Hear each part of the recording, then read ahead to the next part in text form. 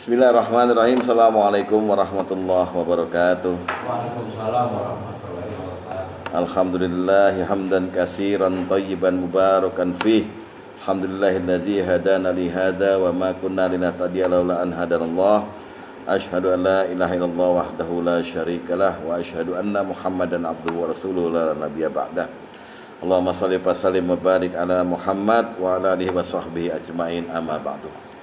Ma'asyiral muslimin wa sunnatul mu'minin rahimakumullah. Saya jujur aja bahwa saya kangen ketemu dengan sahabat-sahabat nih. Sama Pak Sugeng aja ketemu seminggu sekali dia sholat Jumat ya, apalagi dengan yang lainnya. Semoga kehadiran Bapak semua ini juga membawa rasa yang sama, kangen ilmu. Amin. Ya, kalau udah demenan sama ilmu ya, mudah-mudahan kita ini masuk ke dalam orang-orang yang jihadu fisabilillah. Man kharaja min baitihi fi thalabil ilmi ya ka jihadi fisabilillah hatta yarji, kata Rasulullah. Barang siapa yang keluar dari rumahnya untuk sekadar tujuan mencari ilmu, maka dia sama kedudukannya dengan orang yang jihad di jalan Allah sampai dia kembali ke rumahnya. Semoga kita ini ya nggak ngarepin musibah atau kecelakaan, tapi kalau ada apa-apa dengan Bapak sebelum Bapak sampai rumah dari sini, itu hitungannya Bapak mujahid fisabilillah. Amin. Ya, langsung ketemu sama surga itu. Ya, mudah-mudahan begitulah. Jadi kita kesini kan juga mencari carmuk kepada Allah, ya, cari muka kepada Allah. Baik, saya mengingatkan bahwa dua pertemuan sebelumnya, bukan yang kemarin saya khilaf, saya ketiduran. Jadi 2 minggu sebelum minggu lalu kita ngomongin pendidikan sholat kepada anak. Pertama kali kita tahu bahwa ternyata Luqman seorang yang bijaksana, dalam surat Luqman itu menyuruh anaknya untuk sholat, ya, dirikanlah sholat, tapi sholat plus, sholat yang disertai mendidik anak untuk bisa dakwah dan mendidik anak untuk sabar menghadapi apa yang terjadi di dunia ini dalam kehidupannya. Jadi akhirnya kembali pada diri kita, bahwa kita ternyata untuk mendidik seorang anak menjadi pendakwah, menjadi orang yang mukim sholatnya, orang yang daimun, hafizun dan sebagainya, itu perlu kita juga ahli di dalam dakwah. Nah, Pak Tom buka kelas jauh nih, buka kelas apa namanya itu, kelas filial kali ya, tiap Selasa malam di sini untuk bapak-bapak yang minat untuk berdakwah. Kemudian di minggu keduanya kita masuk ke dalam indoktrinasi sholat kepada anak. Allah itu menegaskan lagi tuh ya, waktu itu bahwa suruhlah ya ahlimu, anakmu mengerjakan sholat, wastobir alaiha, dan sabarlah kamu dalam melaksanakan itu. Allah tegaskan, saya cuma nyuruh kamu minta kamu nyuruh anak sholat, saya nggak minta duit darimu, duitmu tuh dari aku, kata Allah gitu kan, pedes itu ya. Nah, yang malam ini saya ingin kita, kemudian kan di situ dibahas ya di minggu lalu bahwa sholat itu ada khasiatnya ya, ya. Bisa buat tenang diri, bisa segala macam lah sholat itu. Nah, malam ini kita bicarakan bahaya meninggalkan sholat. Kita didik anak kita pahami, kita beri pemahaman bahwa ada bahayanya meninggalkan sholat. Maksudnya jangan sampai seorang anak itu nggak mau sholat, ya, nggak mau sholat. Nah, untuk masalah ini ada informasi rahasia dari Allah dalam Quran dan dari Nabi dalam hadis-hadis yang sahih. Ya, kenapa kita ini harus membicarakan ini? Namanya tarkus sholat, meninggalkan sholat, ya, at-tarkus sholat gitu. Nah, ada info dari Allah langsung mengenai keadaan atau nasib sholat zaman dulu kala. Jadi sholat itu sering oleh orang yang melaksanakannya dianaktirikan, kadang-kadang dimanja. Orang yang suka sholat tahajud, sholat sunat segala macam itu, sama sholat mesra dia. Tapi giliran orang-orang yang ya males-malesan, sama sholat dia jauh. Nasib sholat seperti itu udah digambarkan oleh Allah dalam Quran. Nabi juga menggambarkan nasib sholat di masa terakhir ya Nabi Isa sampai ke dirinya, sampai yang akan datang. Seperti apa sholat itu sebenarnya ya. Kalau udah paham, nanti kita tahu bahwa sebenarnya bahaya betul meninggalkan sholat itu ya. Nah, mari kita buka. Nabi Muhammad SAW pernah menginformasikan pada kita, Allah menurunkan jumlah Nabi itu 124.000. Nabi itu jumlahnya 124.000. Di masa yang panjang, kira-kira masanya 6.000 tahun lah. Dari mulai Nabi Adam ke sekarang ini 124.000. Dari 124.000 itu yang menjadi Rasul hanya 350. Jadi 124.000 Nabi dan Rasul ya. Nah, tuh angkanya lihat. 124.000 Nabi dan Rasul. Nabi dan Rasul. Dari sini hanya 350 yang digelari Rasul. Maksudnya apa? Nabi sama Rasul sama, tapi bedanya Rasul itu bawa risalah, bawa kitab. Paham ya? Bawa kitab. Nabi enggak. Tapi ada juga orang yang bergelar Nabi sekaligus Rasul, gitu loh. Jadi Nabi itu hanya lingkungan lokal, dia berdakwah, ngajak orang, tapi nggak bawa risalah, nggak dapat wahyu. Dapat wahyu yang langsung disampaikan dengan lisan, nggak ada tulisannya gitu loh. Nah, dari 350 yang dapat kitab ini, kitabnya hanya 5 yang disebut dalam Quran, ya kan? Kitab yang dibawa oleh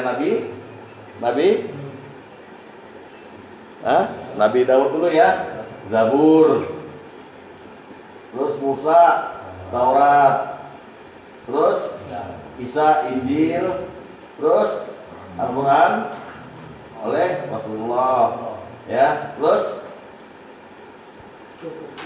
Suhuf Ibrahim, ya, Suhuf Ibrahim wa Musa. Waalaikumsalam. Ya, Suhuf Ibrahim. Dari 350 ini 5 Rasul digelari ulul azmi.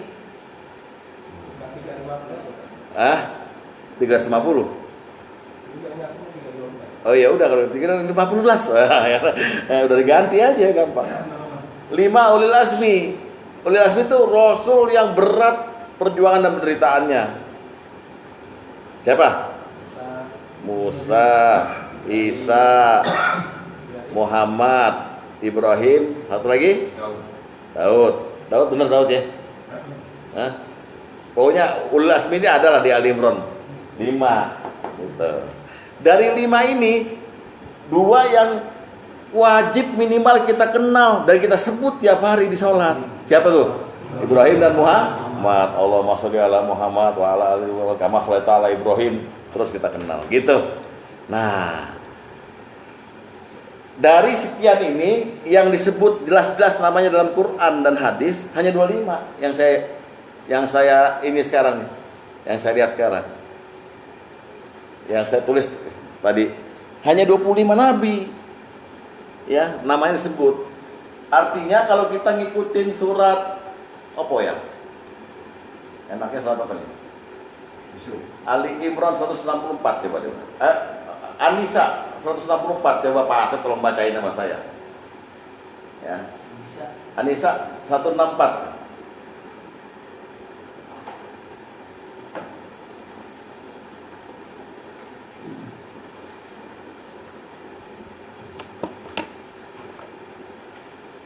Apa bunyinya?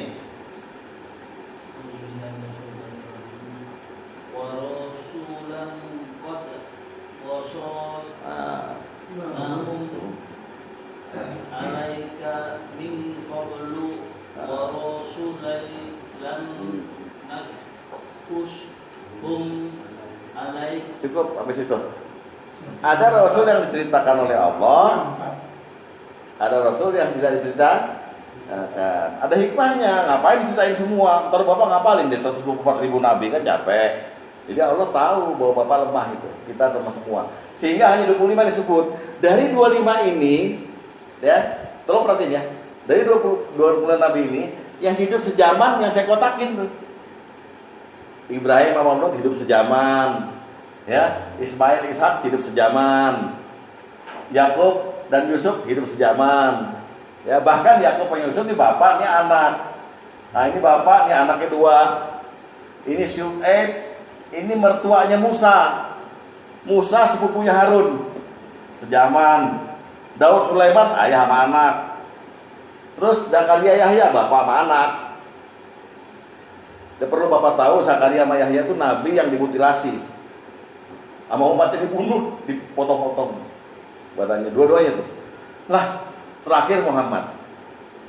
Tapi sejarah membuktikan di dalam Quran bahwa kita itu, nabi kita Muhammad itu asalnya turunan Ismail. Mana nih Ismail? Oh, di sini ya. Sorry. Jadi maksudnya semua nabi-nabi setelah zaman Ibrahim asalnya dari Ishak. Karena di zaman Nabi Ismail sampai Muhammad itu melahirkan bangsa Semit, bangsa Arab, nggak ada nabi. Itu yang di dalam An-Nisa tadi 164 itu ada yang tidak kami ceritakan nabi-nabi di situ. Itu ada hikmahnya. Ya, semuanya turunan dari Ishak. Ngurusin Daud, Sulaiman segala macam gitu. Nah, ini apa kok saya terangin begini? Nah, kita kembali lagi ke nasib sholat di zaman dulu yang Allah informasikan. Ayo kita buka suratnya supaya jelas ya. Dan keyakinan pertama kita bahwa semua nabi-nabi ini sholat. Entah cara syariatnya sama berapa rakaat, itu urusan Allah. Tapi Allah informasikan semua nabi-nabi ini sholat. Udah pasti. Kalau ada nabi yang terdeteksi dalam dalil nggak sholat, bukan nabi itu. Ini kita pahami dulu ya. Nanti kita tahu nih mau ngomongin apa sebenarnya ini kita nih. Mau ngomongin yang namanya tarkus sholat, meninggalkan sholat. Ya, kita ambil contoh aja deh. Nah, untuk Nabi Musa, surat Yunus ayat 87, buka. Surat Yunus ayat 87. Untuk Nabi Musa ya.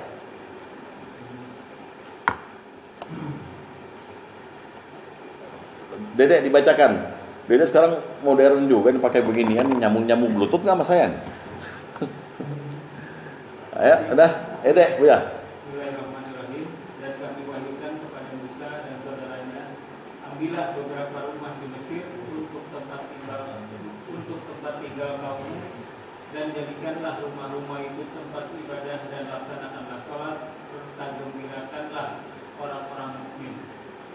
Jadi dari ayat itu Musa sholat apa enggak? Bahkan Allah suruh bikin masjid kok. Iya kan? Jadi jangan bilang selain Muhammad itu enggak ada sholatnya. Enggak, semua nabi sholat. Ya, itu dulu. Jadi kita pahami bahwa semua nabi itu dari Adam sampai Muhammad sholat. 124.000 nabi dan rasul itu sholat. Jadi kalau kita apa ninggalin sholat, geblek banget maksudnya ya. Lalu buka Maryam surat 19 ayat 30 dan 31. Ya. Boleh kalau saya suruh bacain sebetulnya bacain juga Qur'annya lah. Pak Iskandar, Maryam 30 dan 31. Ayo, sudah Pak Iskandar, biar yang lain ketemu dulu. Nah, udah Pak Sulaiman udah ketemu? Ya.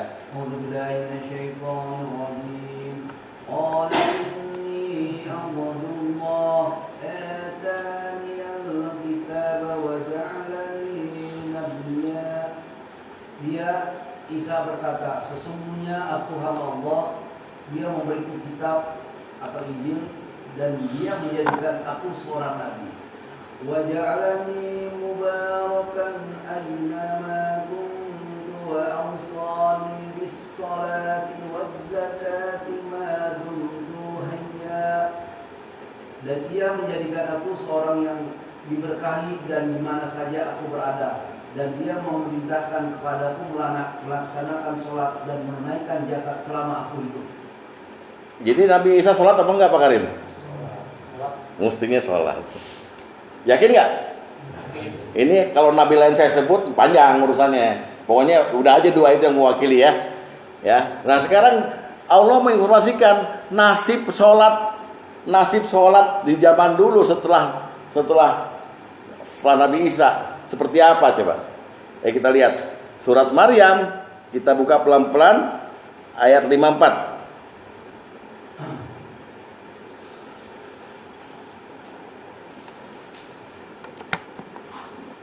Udah ya?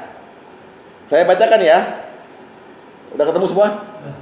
Maryam 54, wazkur dan sebutlah Muhammad. Wazkur itu dan sebutlah dan ceritakanlah fil kitab dalam Al-Qur'an itu Ismail. Soal Nabi Ismail. Nabi Muhammad turunan siapa? Jadi yang Allah tonjolkan Ismail ya. Ismail nih. Ismail itu padahal turunan siapa gitu. Oke? Ngapain Ismail tuh? Kata Allah, innahu kana shadiqal wa'di. Dia orang yang janjinya benar, selalu nepatin janji. Wa kana rasulan nabiyya, dan Ismail itu adalah rasul sekaligus nabi. Ini Allah yang kasih tahu. Oke? Berarti Nabi Ismail bawa kitab enggak? Bawa, tapi enggak disebut ya. Enggak disebut kitabnya. Oke. Lalu Ismail sifatnya apa? Wa kana ya'muru ahlahu bis-shalah. Ismail itu nabi dan rasul yang selalu menyuruh keluarganya untuk sholat. Ahlu itu bisa aja umatnya. Pokoknya dia nyuruh sholat aja, sholat. Jangan sampai nggak sholat. Terus wa zakat dan zakat. Wa kana 'inda rabbih mardiyya, dan Ismail itu adalah orang yang diridhoi oleh Allah. Jadi kita punya nabi mbah ini adalah orang yang diridhoi. Mudah-mudahan kita umatnya juga diridhoi. Amin. Terus dan ceritakan Muhammad soal Idris. Allah mundur dari cerita soal Ismail, Allah ke Idris. Itu saya tanya sama Bang Aman sekarang. Idris kan disebut di situ sholat, tapi kalau Allah mundurin berarti sebetulnya Allah juga memuji Idris sebagai orang yang sholat. Mundur jauh banget ini, 4.000 tahun mundurnya soal Idris. Oke. Ceritakan Muhammad soal Idris dalam Quran fil kitab innahu kana siddiqan nabiyya. Dia seorang yang sangat mencintai kebenaran dan seorang nabi. Wa rafa'nahu makanan 'aliyya, dan kami telah mengangkatnya ke martabat yang tinggi. Baru di sini Allah ceritakan secara random, secara acak. Lihat di ayat 58. Mereka itulah orang yang telah diberi nikmat oleh Allah, yaitu dari golongan para nabi, dari turunan Adam, lihat. Dan orang yang kami bawa dalam Nuh. Nah, Allah sebut tuh. Jadi Allah sebut di kelompok-kelompok aja kan? Dari yang tengah ke bawah. Iya. Paling atas, bawah lagi Nuh, lalu dan kami dari keturunan Ibrahim dan keturunan Yakub disebut oleh Allah. Ya. Dan orang yang kami beri tunjuk dan telah kami pilih. Apabila dibacakan ayat-ayat Allah yang Maha Pengasih kepada mereka, maka mereka tunduk, sujud dan menangis. Semua sholat nggak itu? Sholat. Tapi lihat ayat 59. Fa khalafa mim ba'dihim khalfun adwa'us sholah. Sesudah mereka datang pengganti yang mengabaikan sholat. Allah yang kasih tahu, bukan saya. Berarti Allah mau menceritakan habis nabi-nabi yang semuanya cemerlang ini, ada generasi yang gak mau sholat. Coba tuh, Allah curhat sama kita. Ya, kenapa dia gak mau sholat? Disebut di situ, wattaba'u syahawati, ngikutin hawa nafsu, lebih demen sama dunia ketimbang sholat. Contoh, di zaman sekarang contoh aja. Saya kasih contoh supaya jelas gitu ya. Ya, ini buat yang ngerokok ya, buat saya juga. Ini tamparan sebenarnya. Kalau rokok itu satu hari 30.000, kayak saya ini kan 30.000, ya. Lalu satu bulan berapa saya? 1.900.000, ya, tiap hari. Itu saya tiap Jumat minimal harus 250.000 tuh buat ngimbangin. 250 ribu, Jumat kedua, Jumat ketiga, Jumat keempat, supaya sama saya dunia dan akhirat. Ini kadang-kadang kan Bapak nonton bioskop 100 ribu, begitu Jumatan tromol 10 ribu. Itu namanya mengikuti hawa nafsu. Yang begitu nggak diharapkan bisa sholatnya khusyuk. Nah, Allah nyampaikan dari zaman Adam, ya, Ismail, Idris, semuanya orang-orang baik sholat. Setelah itu ada generasi yang mengabaikan sholat karena ngikutin hawa nafsu, dan maka mereka akan kelak tersesat. Paham sampai sini? Ini dasarnya dulu yang Allah ceritakan. Bagaimana sholat itu ribuan tahun dilaksanakan oleh para nabi dan umatnya. Tiba-tiba ada generasi sesudah Nabi Isa ini, ya, gitu, yang tahu-tahu mengabaikan sholat. Hebat ya Allah ya. Jadi bikin hati kita deg-degan ini. Apa kita termasuk generasi yang itu gitu? Paham sampai sini? Nah, kemudian ditutup di Maryam ayat 60 itu. Kecuali yang nggak tersesat nih ya. Setelah mereka ninggalin sholat, sempat mereka bertobat, beriman dan mengerjakan kebajikan, maka mereka akan masuk surga. Jadi di samping golongan orang yang ninggalin sholat, ada juga di antara mereka kemudian bertobat, kemudian mereka mengerjakan kebaikan. Saya tanya dulu nih supaya kita ngerti nih. Jadi kita kan ngarepinnya kita termasuk golongan orang yang bertobat. Nah, saya tanya dulu Pak Asep. Saya tanya nih, mantap nih Pak Asep jawabannya. Kalau ada orang yang nggak sholat, bertobat, habis tobat dia mati, masuk surga nggak? Masuk surga. Pak Tom, setuju sama jawaban Pak Asep? Kalau ada orang nggak sholat, bertobat, habis tobat mati, masuk surga nggak? Insya Allah. Pak, setuju? Nah, ini kelirunya pemahaman kita mengenai Quran. Kan ada doanya nih. Allahumma inna nas'aluka salamatan fid din. Ya Allah, minta selamat dalam din, agama ini. Wal afiyata fil jasadi, dan sehatkanlah badanku, ya kan, jasadku.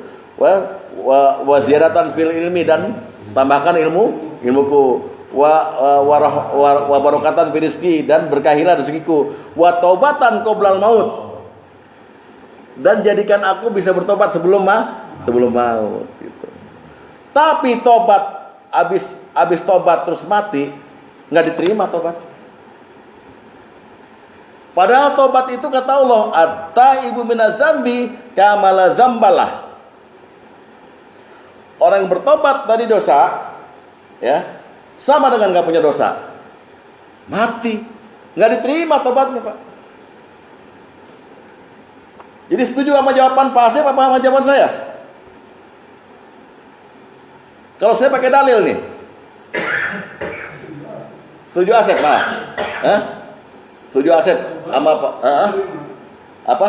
Tobat, mati, masuk surga nggak? Soalnya ayatnya bilang surga nih.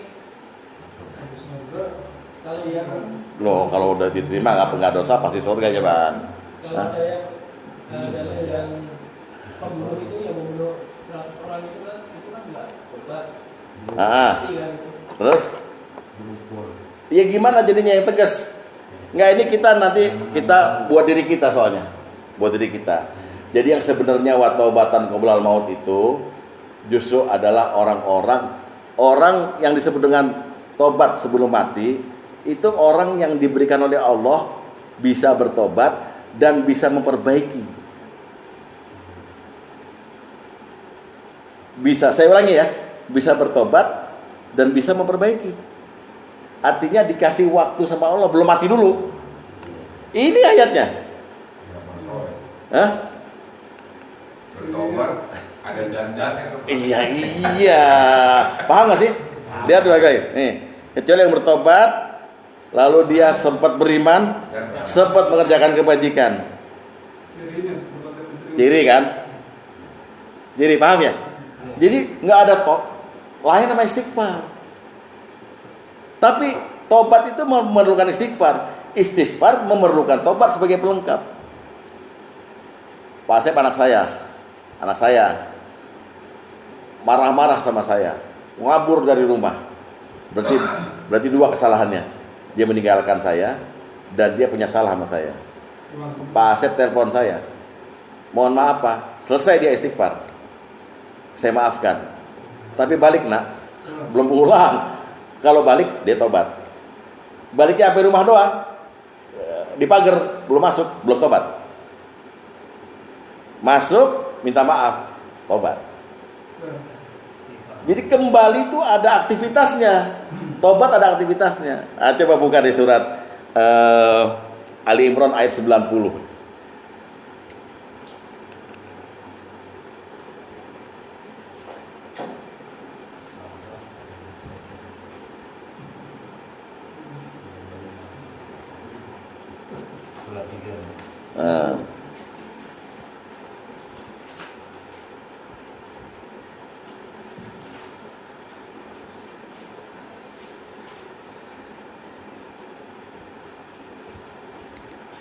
Lihat ya.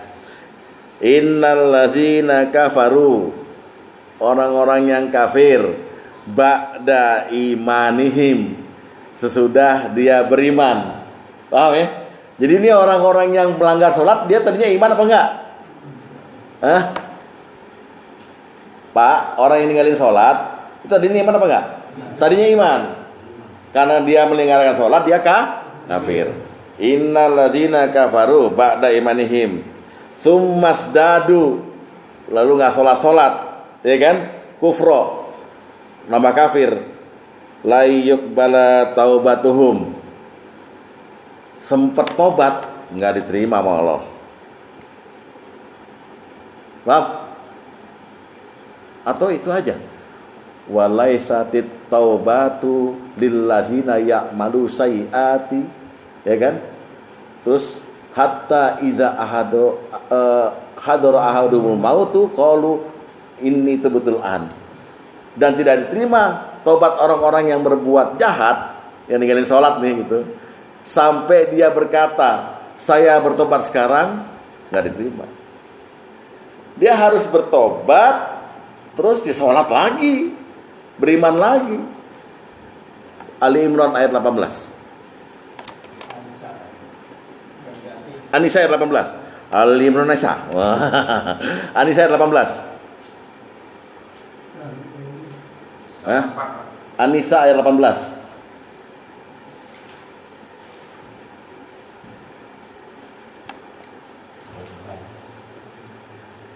Ayo. Ya, udah jelas, udah makin jelas aja kan?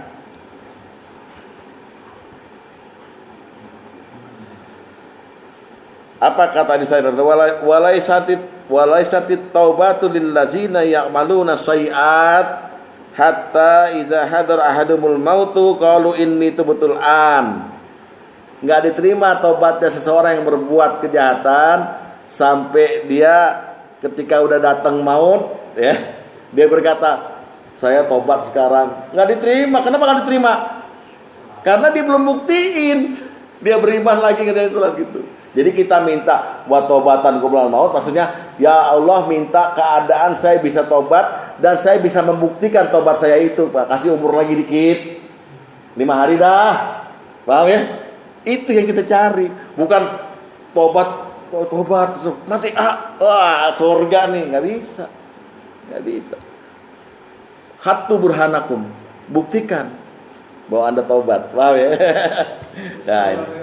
Kejadian seperti ini. Yang mana? Dia udah tobat tapi masih melakukan kejahatan, apa tobatnya yang nggak harus? Tobatnya yang diterima. Soalnya tobatnya orang yang jahat setelah iman itu keterlaluan. Oke, udah cukup ya. Itu maksudnya, balik lagi kemari. Jadi Allah ceritakan para nabi sholat, sesudah itu ada generasi yang meninggalkan sholat. Itu kata Allah. Sekarang lihat kata Nabi, bagaimana nasib sholat sekarang dan yang akan datang. Ya, bagikan. Ini mana nih? Ketua kelas apa dia nih? Nah, Aman kan? Bila begitu Saya masih nggak ingat. Itu sebenarnya ini taubat. Kan Allah tuntut bukti kan. iya. Ya. Nah, saya terbayang bagaimana Jibril menahan Fir'aun dengan tanah mulut Iya. sampai dia bertobat. Iya. Sedangkan syaratnya kan mutlak seperti ini nih, Ustaz. Iya. Iya. Kenapa harus dicegah? Iya. Sampai dia Kalau Jibril ada masalah. Fir'aun itu ada masalah dengan Allah. Karena dia mengaku Tuhan. Sehingga orang yang sampai mau menyaingi Allah, malaikat marah. Sehingga kamu enak banget semasa hidup kamu sombong seperti itu, dan Allah bilang innahu tagha. Fir'aun itu keterlaluan. Itu. Oleh sebab itu dengan izin Allah, Jibril menahan dia supaya jangan bertobat. Kalau dia bertobat, dia dikasih hidup sama Allah lagi. Dia kan sebetulnya ngomong gitu dia takut mati, Yus. Air udah ngurung dia, takut mati. Dia minta hidup. Jadi bukan taubatnya nggak murni. Gitu. Oleh sebab itu Jibril bilang, gua ada rencana nyiksa lo kok. Ntar gue nyiksa lo sekalian. Makanya disumpel supaya dia nggak melakukan taubat itu. Gitu. Karena sering berbohong di Firaun. Ya, iya. Dikasih apa? Oke, itu tadi kata Allah. Allah berkata, para nabi yang saya pilih menjadi nabi dan rasul, sholat semua, umatnya juga sholat. Generasi selanjutnya tidak sholat. Oke, apa kata Rasul mengenai nasib sholat? Lihat, hadis nomor 1. Dari Ali bin Abi Thalib radhiyallahu anhu, Rasulullah SAW bersabda. Apa sabda Rasulullah SAW? Katanya, yusiku ayyati 'alan nasi zamanun. Akan datang kepada manusia satu zaman, dikala itu la yabqa minal islami illa ismu. Tidak ada Islam kecuali tinggal namanya saja. Wala yabqa minal qur'ana illa rasmuh. Tidak ada Quran kecuali tinggal tulisannya saja. Masjidnya Mekah. Masjidnya megah semua. Masajiduhum apa tuh? Mana tuh? Masajiduhum amiratun wahiyya kharabun minal huda. Tapi kosong dari petunjuk. Maksudnya nggak ada yang ada yang sholat pun cuma gerakan doang. Tapi orangnya semuanya bandit semua. Kemudian ulama-ulamanya termasuk manusia yang paling jelek di berada di kolong langit, karena dari mereka timbul beberapa fitnah dan akan kembali kepada mereka sendiri. Bapak tahu nggak ini kapan terjadi? Arah. Banyak Ini kan keadaan gawat buat anak cucu kita. Apa kata Rasulullah? La yabqa islama. Apa? Illa ismu. Enggak ada Islam saya Islam itu. Tapi kosong. Wala yabqa Qur'ana illa rasmu. Enggak ada Quran kecuali tulisannya aja. Bahaya nih, Pak. Tuh keadaan pertama. Ya. Keadaan kedua, hadis nomor 2. Lihat. Rasulullah SAW bersabda, kelak Islam akan mengalami kelunturan seperti lunturnya warna baju. Hatta la yadra ma siyamu wala salatun wala nuskun wala sedekah. Sehingga tidak diketahui lagi apa itu puasa, apa itu salat, apa itu ibadah, dan apa itu sedekah. Dan Quran sungguh akan dibawa pergi, sehingga tidak ada satupun yang tersisa di muka bumi ini. Golongan manusia yang tersisa adalah para orang tua renta yang lemah, yang mereka akan mengatakan, kami dapat kalimat seperti ini dari rumah yang kami, yaitu la ilaha illallah. Oleh karena itu kami ucapin aja. Tapi nggak sholat, nggak sedekah, nggak zakat, nggak semua. Nah ini kapan? Belum. Untuk mencegah dan untuk memperpanjang waktu supaya jangan terjadi ini, anak-anak kita didik. Bahaya loh ninggalin sholat. Paham ya? Itu. Ya. Udah pinter-pinter semua deh. Mantap. Hadis nomor 2 termasuk nanti ada azab ya dari Allah kan. Pokoknya orang-orang tua, kakek-kakek ini macam-macam. Iya. Hanya bilang la ilaha illallah. Itu apa artinya? Nggak tahu, dapetnya dari mbah-mbah dulu. Mbahnya udah mati. Iya. Nah ini siapa nih sekarang nih? Ini nggak tahu Islam tuh apa, sholat tuh apa, sedekah. Nggak tahu pada mereka. Akan datang kelak gitu. Lah itu kalau nggak dipupuk dari sekarang kita dawamkan sholat pada anak kita, bakal terjadi cepet ini. Ya. Oke Bang Aman? Jelas kan? Nah, sekarang kita masuk bab bahaya meninggalkan sholat. Bahayanya cuma 3. Bahayanya cuma 3. Pertama kafir. Bahaya ninggalin sholat yang pertama kafir. Yang kedua, putus hubungan dengan Allah. Putus hubungan dengan Allah. Yang ketiga, rugi di akhirat.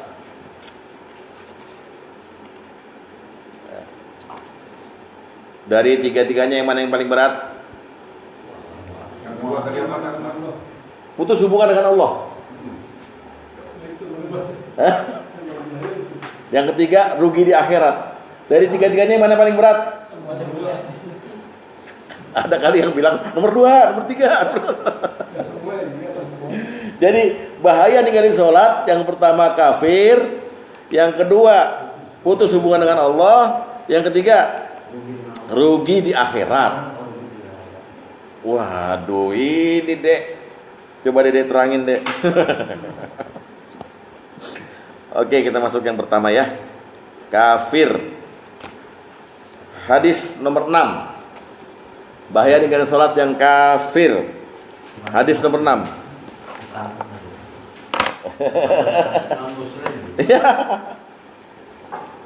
Ayo dibacakan dulu. Hadis nomor 6 oleh Dede. Telah mengabarkan pada kami. Bismillahirrahmanirrahim. Telah mengabarkan kepada kami Abdullah bin Buraidah dari ayahnya dia berkata, Rasulullah SAW bersabda, perjanjian antara kami dan mereka adalah meninggalkan sholat. Faman tarokaha faqad kafara. Barang siapa yang meninggalkannya berarti ia kafir. Yang ngomong siapa ya? Yang ngomong siapa? Nabi, Rasul ya. Jadi barang siapa yang tinggalin sholat kafir. Cuman ulama berbeda pendapat tentang kafir ini. Apakah kafir keluar dari Islam? Apakah orang Islam yang membangkang, yang fasik? Saya lebih cenderung pada dia nggak keluar dari Islam. Ya, jadi orang yang tinggalin sholat kan kafir. Tapi bukan kafir non muslim maksudnya. Kafir membangkang. Bandel. Paham ya? Lalu selain kafir, dia disebut juga dengan syirik. Orang yang tinggal sholat itu bukan hanya kafir, kafir plus musyrik. Wah ini baru. Ya, hadis nomor 12.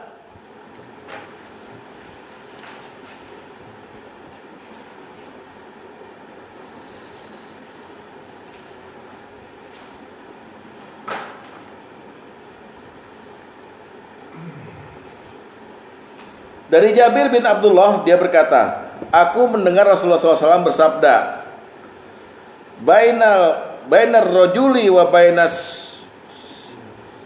syirki, ya kan? Aul kufri tarkus shalah. Batas antara seorang hamba dengan kekafiran atau kesyirikan adalah ninggalin salat. Ini gawat ini kalau udah disebut syirik. Pak Tom bisa nggak jelasin Pak Tom? Kenapa kok ninggalin sholat disebut dengan syirik juga, musyrik? Kenapa kira-kira? Ninggalin sholat kok disebut dengan syirik juga, musyrik? Kan udah bahaya tuh Pak julukan Pak. Kalau syirik udah pasti berarti dia udah.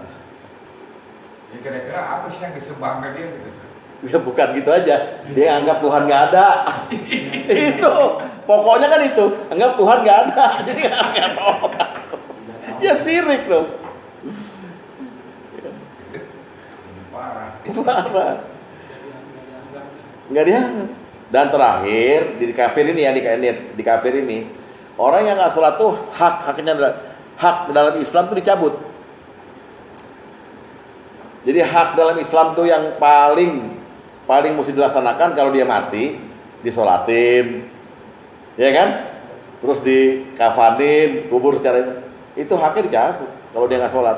Ini saya tuh, Warisan. iya warisan.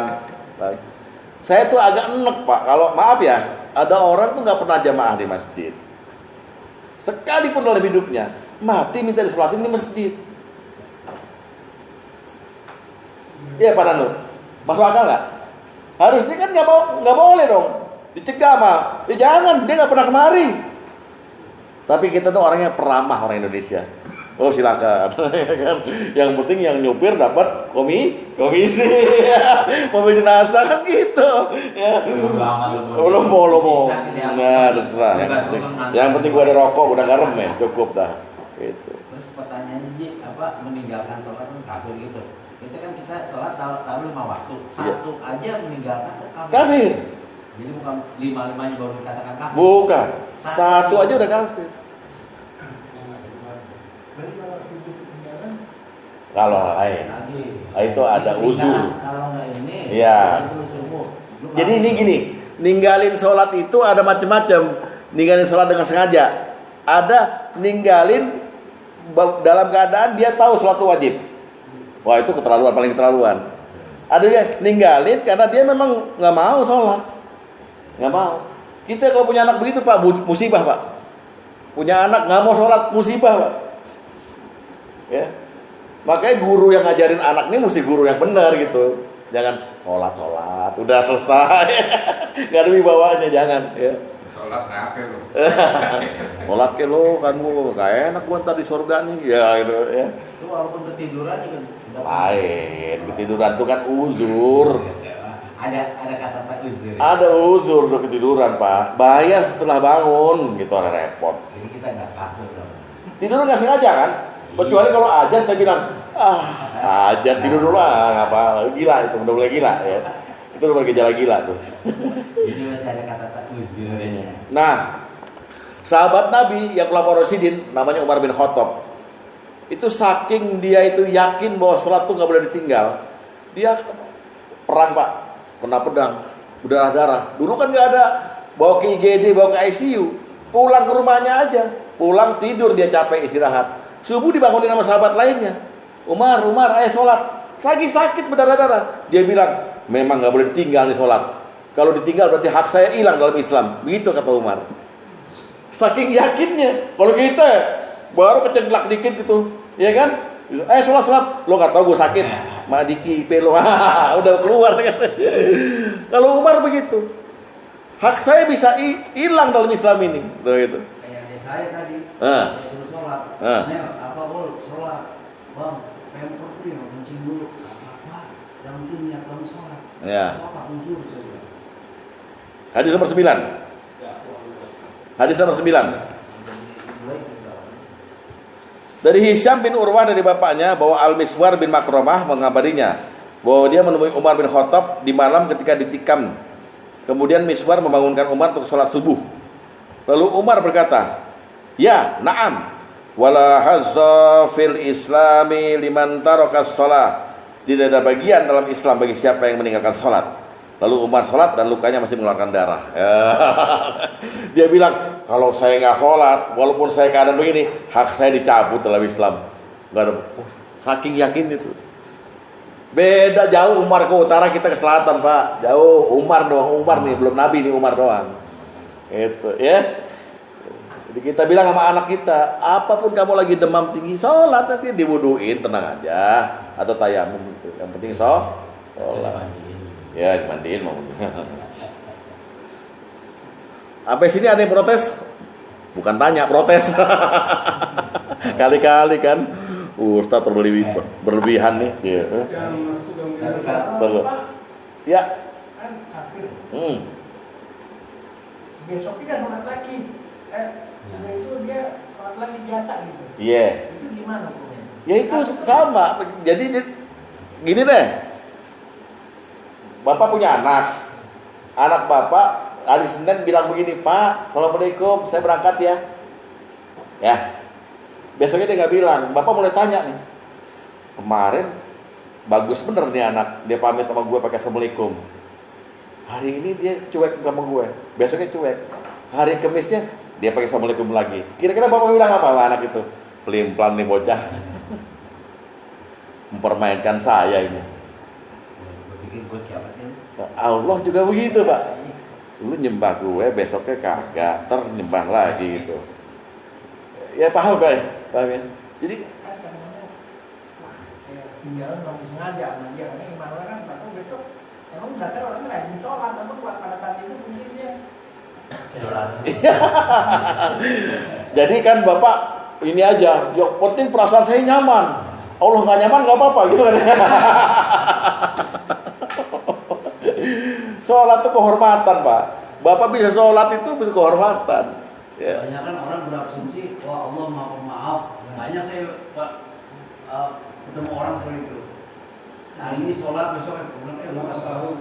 Allah maha pemaaf, minta maaf. Mas mau nanya Sama aja mempermainkan. mau nanya apa? Ya, status orang yang sholat tidak sholat itu kan melupakan Allah atau dia Iya. munafik. Munafik, terus? Nah, kalau yang tar sholat tar enggak mungkin tidak sampai meniadakan Allah, tapi dia lebih mementingkan. Hawa nafsu. Iya. Itu tadi di ayatnya kan? Iya. Ada generasi yang meninggalkan sholat karena hawa nafsunya. Jadi menganggap yang lain itu agak lebih penting daripada sholat. Iya. Tapi saya Bahaya nggak buat anak? saya punya senjata. Apa senjata? Janganlah kau umpamanya kalau saya lupa atau bersalah. Iya boleh gitu, boleh. Tapi Jibril begini kan di samping lo, ngomong. Udah ya, pertama kafir. Dan kafir ini menyebabkan kita ini menjadi haknya dicabut dalam Islam. Yang kedua, putus hubungan dengan Allah.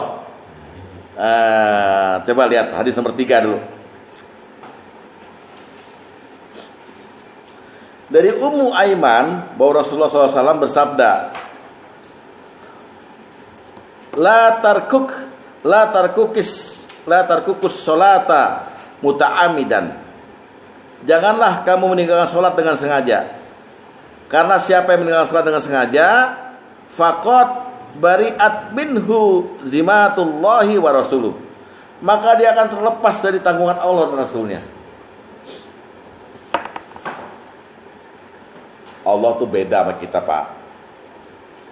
Jadi kalau kita punya anak pungut, Pak Nano, anak pungut nih, nurut kamu ya, saya kasih makan tiap hari. Dia nggak nurut, saya cabut kamu, gitu kan? Saya nggak tanggung lagi kamu.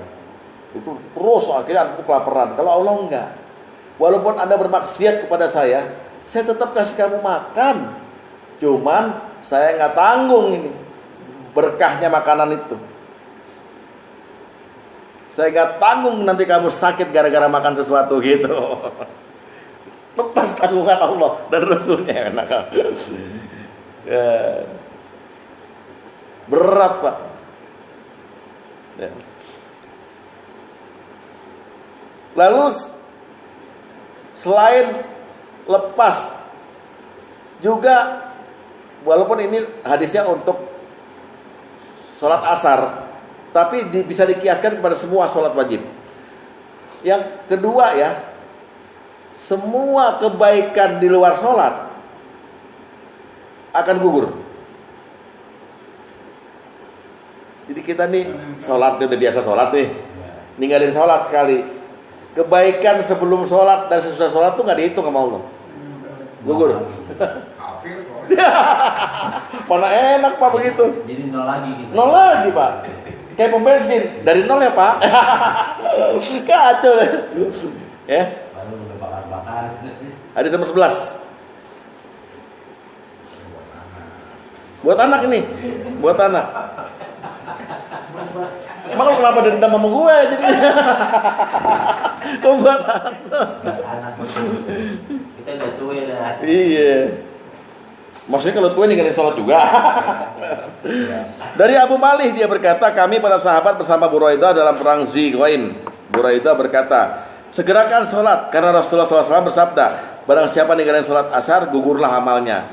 Ini asar bisa dikias kepada maghrib, isya, karena ini yang disebut sholat wajib. Semuanya sholat itu kalau ditinggalkan, ya amalnya gugur otomatis. Amal di luar sholat loh ya. Sebelum sholat dia sedekah, baik sama hilang Pak. Nggak dianggap. Artinya putus hubungan dengan Allah. Oh, putus hubungannya. Tapi sejak Hah? meninggalkan ke depan yang tidak diterima. Iya, sampai dia bertobat. Tobat karena soleh. Itu Pak, makanya saya Tidak dinilai ya. apa? Tidak dinilai. Bilang. Iya. Tidak dinilai yang ke depan, gugur yang ke belakang. Gugur yang belakang iya. Tobat doang mau PHP katanya. Dia PHP, beri harapan palsu ya kan. Sehingga sahabat yang tadi yang namanya Umar bin Khattab kepada karyawannya bilang, ayo, yang paling penting dari semua ini bukan ekonomi, bukan nafkah, sholat. Makanya saya senang Pak di pabrik-pabrik di Cibitung sekarang, ya kan? Utamakan sholat dan keselamatan. Keselamatan belakangan, sholat dulu. Semua sekarang. Tapi yang walaupun yang punya Cina itu Tetap bikin begitu. Ya. Hadis nomor 4.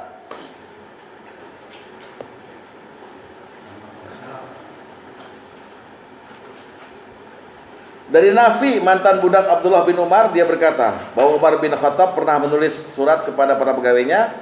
Sebagiannya berbunyi, Inna ahamma amrikum indis sholat. Menurutku yang paling penting dari urusan kalian adalah sholat. Barang siapa yang menjaganya dan memeliharanya, maka dia telah menjaga agamanya. Barang siapa yang menyanyiakannya, maka amalan yang lainnya akan lebih terabaikan.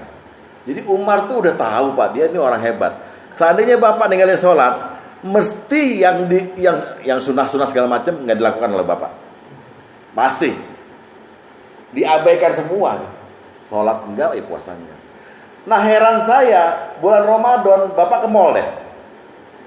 Itu banyak orang yang puasa tapi nggak sholat. Bukber di KFC, di Ramayana Ciputat, jilbaban semua, pakai pici. Tapi nggak cari musola sampai jam 7:30. Makan ayam ya. Wah, tulang-tulang sum-sumnya dikorek-korek. Dia ketawa berarti ngalamin deh. Coba Pak, kok tega gitu loh. Puasa jalan. Padahal menurut hadis tadi, kalau bener dia nggak sholat itu, puasanya jadi nggak sah, nggak diterima, nggak dinilai. Oh. Banyak kecelakaan orang ini Pak. Udah diskonek ya. Tapi saya yakin Bapak bukber di mall kan, habis bukber sebentar langsung cari musola kan? Iya dong. Iya kan. Takjil dulu, maghrib sebentar, nggak masalah kan? katanya kenyang dulu baru sholat. Bisa jadi begitu, ya. Mengkafir sih. Terus yang terakhir dari soal putus hubungan dengan Allah adalah,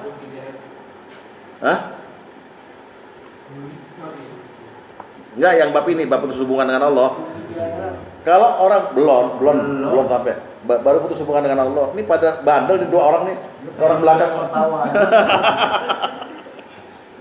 Adalah begini, kalau kita nggak sholat, hadisnya mengenai sholat Jumat, ya, tapi boleh dikiaskan juga dengan yang fardu lainnya. Kalau kita nggak sholat, dijanjikan oleh Allah, kamu nggak akan saya kasih hidayah lagi. Putus, hidayah putus dan dijuluki lalai. Jadi Allah nggak akan kasih hidayah. Padahal hidayah itu penting, ya kan? Hidayah itu penting. Kita bisa berbuat baik itu karena hidayah Allah.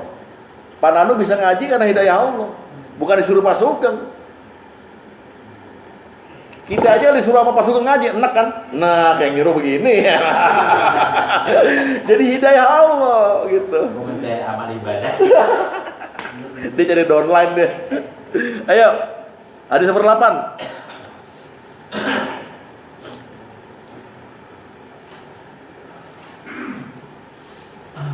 Dari Ibnu Abbas, dari Ibnu Umar, keduanya mendengar Rasulullah SAW bersabda, hendaklah orang-orang berhenti dari meninggalkan sholat Jumat. Jadi bisa dibilang dari meninggalkan sholat fardu gitu ya. Atau Allah akan menutup hati mereka Artinya hidayahnya mampet. Dan mereka akan ditetapkan seperti nama orang yang lalai. Nah, itu yang namanya putus hubungan dengan Allah tuh. Nah, Pak Tom bisa menerangkan sama anak, ya.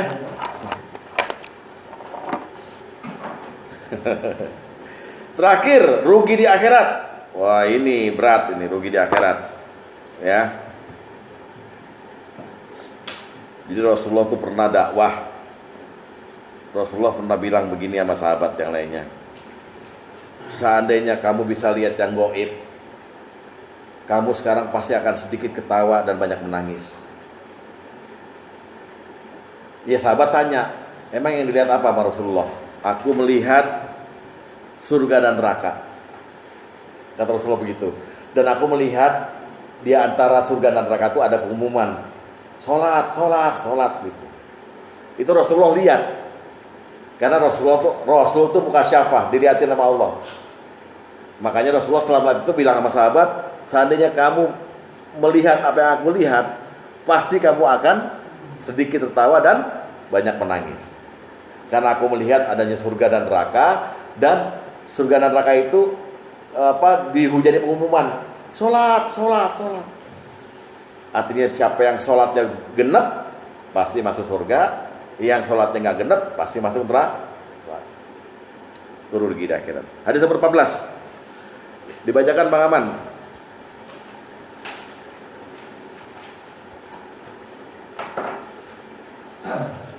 Dari Anas bin Malik, dia berkata Rasulullah SAW bersabda, demi zat yang jiwaku berada di tangannya, seandainya kalian melihat apa yang aku lihat, maka kalian pasti akan sedikit tertawa dan banyak menangis. Mereka berkata, apa yang Anda lihat wahai Rasulullah? Beliau menjawab, ra'aitul jannata wan nar wa khadduhum 'ala shalah. Aku melihat surga dan neraka, dan aku melihat ditekankannya kalian untuk tetap dan terus melaksanakan salat. Ini apa maknanya, Pak Luli? Maknanya apa kira-kira?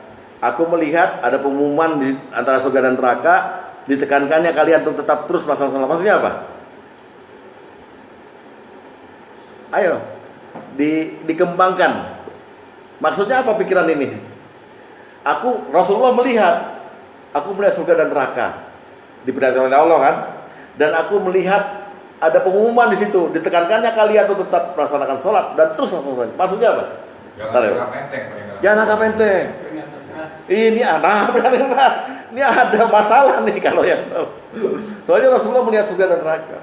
Ketika Rasulullah melihat surga, dia ketawa. Tapi begitu melihat neraka, beliau menangis dan ada pengumuman. Ayo dong sholat. Kalau nggak sholat masuk sini loh, gitu. Berarti itu kan ibaratnya lu kasih fasilitas semuanya, tapi lu tetap nyembah gua gitu. Iya. Kasarnya. Iya. Ya. Kan dari menerapkan semua nabi itu kan juga Sholat sama umatnya juga. Pertanyaan saya, perintah sholat di zamannya Rasulullah itu kan Isra Mi'raj. Iya. Jadi pada waktu dia belum dijalankan oleh Allah Rasulullah itu Di Mekah. dia belum melaksanakan sholat. Sudah. Tapi bukan dengan syariat yang 4 rakaat gitu. Ya, Ruku dan sujud di depan Ka'bah. Satu. Kedua, ya sahabat-sahabatnya itu kan juga belum melaksanakan kan? Sudah. Makanya hijrah 13 tahun di Mekah itu karena sahabat itu dilarang sholat. Siapa yang sholat dibunuh, siapa yang sholat disiksa. Sudah. Karena kan si Umar tuh preman pas yang masuk Islam pertama kan istrinya Nabi. Iya, Khadijah dan Ali kan. Ya, Udah, terus ya maksudnya Rasulullah ini kan perintah ini sholat, perintah sholat kan karena adanya Isra Mi'raj itu pada ya umatnya sangat. ya, sholat yang wajib dilaksanakan oleh Islam itu jatuh 5 waktu, itu Isra Mi'raj. Tapi 13 tahun di Mekah itu udah sholat. Udah sholat. Iya, mengikuti milata Ibrahim. Sujud, ruku, sahabat-sahabatnya semua mengikuti begitu. Jadi kaitannya dengan apa dia masuk Islam itu apa Umar gitu kan apa pertama kan istrinya mak itu terus baru dia ya selanjutnya saya nggak tahu yang pertama masuk ini. Nah apa namanya sebelum itu dia memang udah sholat tapi yang tidak kita lakukan sekarang itu. Iya, hanya sujud dan ruku aja. Sujud, ruku, balik. Fatihahnya belum turun ayatnya, ya kan? Jadi sholat itu sebetulnya orang gengsi sholat adalah orang yang merasa dirinya hebat, nggak mau palanya taruh di tanah, ya kan? Itu aja dulu. Sholat pak, sholat. Ya. Bilangin sama anak ya. Sholat. Bahaya. Pasti ada apa yang tidak ini kan jelas sholat. Tapi sholatnya tidak kayak sekarang ini. Ya. Nah, neraka untuk orang yang nggak sholat namanya neraka sakor. Neraka sakor pak. Enggak, yang paling bawah itu orang munafik. Dari asfali minan nar untuk orang munafik. Orang yang suka bohong, orang yang suka kalau janji dikhianati itu di paling bawah. Nah, ini diberitakan oleh Allah ketika orang-orang di surga nanti itu nengok orang di neraka.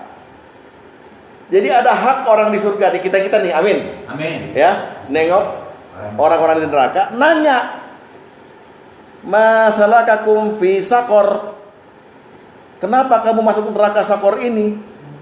Apa jawabnya? Karena kami nggak pernah sholat. Lucunya jawabannya jujur terus terang. Kami dulu nggak pernah sholat. Dibarengi kami pelit. Dibarengi kami sering gibah. Orang kalau nggak sholat banyak ngomong pak, ngomongin orang lain. Ya. Dan kami juga nggak tahu, nggak percaya sama risiko nanti di hari kiamat bahwa kami akan disidang gitu. Hatta atanal yakin, kami berbuat yang 4 ini sampai kami mati. Nggak sholat, pelit, ngomongin orang. Ya, dibuka suratnya, surat Al-Mudaththir, surat 74, ayat 38 sampai ayat 47. Baris bawah. Baris bawah sebelah kanan. Atas, kiri, kanan, utara, selatan. Kayak Adi Hidayat. 74 ayat 38 ayat 38 sampai ayat 47. Ya, kita lihat ya. Ini orang di surga nanyain orang di neraka. A'udzubillahi minasyaitonir rajim. Kullu nafsim bima kasabat rahinah. Setiap orang bertanggung jawab atas apa yang telah dilakukannya. Ya, illa ashabal yamin, kecuali orang yang di kanan, karena dia udah nggak ada kesalahan, nggak ada yang tanggung jawabin lagi kan ya. Fi jannati yatasaalun. Ini maknanya tafsirnya di surga. Mereka sering menanyakan, maksudnya di surga orang-orang itu ngajak lainnya. Bang Aman di surga nih, amin. Ngajakin Pak Karim, amin. Ngajakin Asep, wah dia udah mau angkat tangan ya. Ngajakin Asep ke neraka, ya. Ke neraka ngapain? Nanya-nanya, anil mujrimun, kepada orang-orang yang berdosa. Pertanyaannya, masalakakum fi sakor, apa yang menyebabkan kamu masuk ke dalam neraka? Qalu, orang-orang di neraka menjawab, lam naku minal musallin, kami dulu nggak sholat. Waduh. Yang kedua, walam naku nut'imul miskin, kami dulu pelit. Orang lapar didiemin, orang yang lagi kesusahan nggak dibantu, orang lagi ngaji nggak dibawain kue. Ini termasuk surga nih, kalau bawain kue ya. Yang ono, waduh berat. Terus ya, wa kunna nahudu ma'al khaidin, dan kami biasanya ngerumpi, ngomongin orang. Wa kunna nukadzibu biyaumiddin, dan kami nggak percaya kami bakal disiksa antar di neraka. Hatta atanal yakin, kami sampai mati ya begitu terus kerjaan kami, nggak sholat, pelit. Nah, paham nggak? Habis ini. Paham nggak? Mending ngaji apa mending sono? Hah? Kenapa lu ketawa? Jadi neraka sakor itu tempatnya orang-orang yang nggak sholat. Yang nanya orang di surga, ngenes nggak? Mending kalau misalnya maaf ya, bapak-bapak di neraka, yang satu nanya sama yang lainnya, lo kenapa di sini? Gue nggak sholat. Wajar, orang-orang berdosa kan dulu. Ini orang yang di surga turun ke neraka, nanya, masalahnya fi sakor. Ya kita kan malu pak. Dulu kita berteman sama dia ngaji, kita kagak. Kita ditanya sekarang, kenapa lo masuk neraka? Gue nggak sholat. Itu namanya mental itu yang disiksa. Paham gak? Kita didatengin apartemen kita juga, tapi dia alim, kita enggak. Mendingan kita sama-sama alim. Paham? Gitu. Lu kenapa di neraka? Gua agamanya bukan Islam. Oh iya. Ini emang udah yakin masuk surga dia. Dan orang-orang yang gak sholat digabung bersama orang-orang yang terjelek di dunia, di neraka sakor. Digabung dengan Fir'aun. Digabung. Kalau bapak mau kenalan silakan cari pengalaman. Fir'aun, saya Tom. Wah, misalnya ya. Tapi kan Di sini bukan jelek orang, jelek apa? wow, orang paling jelek sifatnya di dunia digabung sama orang lat nanti di neraka sakor. Mana enak pak? Sekarang gini deh, Pak Sugeng iseng-iseng ketemu sama, kalau kita berzani dia demen kita berzani, siapa ya? Orang yang paling jelek yang dikutuk sama orang semuanya deh, jalan gitu. Orang akan nyangka ini temennya ini, berarti sama sifatnya. Tapi Pak Sugeng jalan sama Habib Rizik, dia angkat dia, derajatnya keangkat. Pak Sugeng sama Habib Rizik, kita aja belum pernah sama Habib Rizik. Pak Sugeng berarti kiai, paham ya? Nah di sono di neraka kita digabung sama orang-orang jelek, malu, kita makin malu lagi. Ditanya sama orang surga, digabung sama orang jelek. Ya, kalau gak ada yang nama Jokowi, ya Jangan. Hadis nomor 10, di situ tanyanya. Hadis nomor 10. Hadis nomor 10. Dari Abdullah bin Amr bin As dari Nabi SAW pada hari beliau menerangkan tentang sholat, ya, lalu beliau bersabda, barang siapa yang memelihara sholat, maka sholat itu baginya sebagai cahaya, bukti dan penyelamat pada hari kiamat. Dan barang siapa tidak memeliharanya, maka sholat itu baginya tidak merupakan cahaya, tidak sebagai bukti dan tidak pula sebagai penyelamat. Dan adalah dia pada hari kiamat bersama-sama Qarun, Fir'aun, Haman dan Ubay bin Khalaf. Ya, Bu. Hah? Hah? Iya. Yang korupsi semuanya jadi satu. Ya. Ini disebut dengan bahayanya meninggalkan sholat.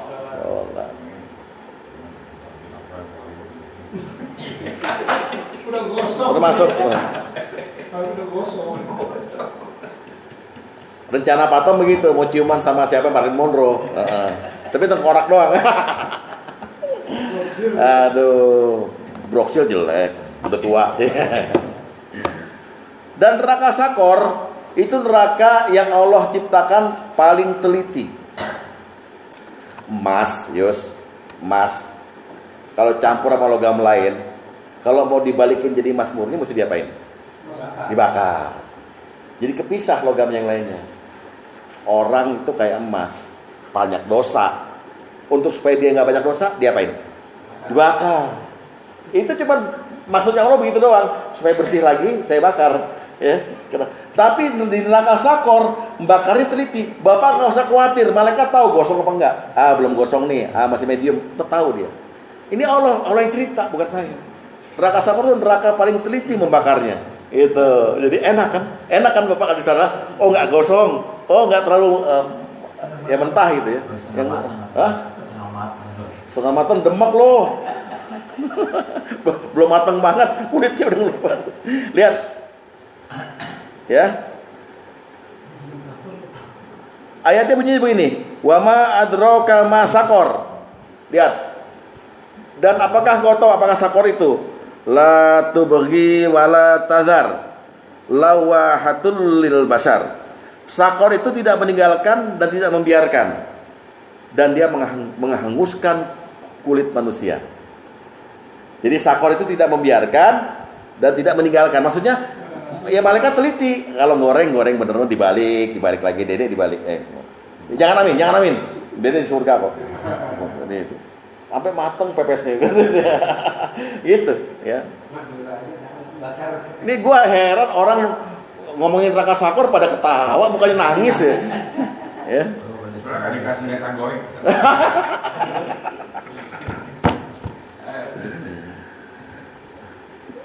Ya. Coba buka dulu. Di surat apa tuh, Pak Luri? Wa ma adraka ma sakor di surat apa tuh?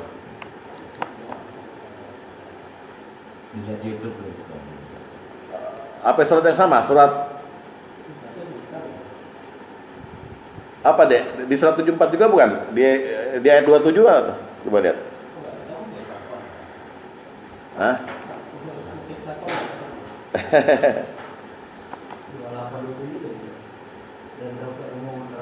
Ya, udah benar. Ya. Buka lagi surat yang sama, surat Mudasir ayat 27, 28 dan 29.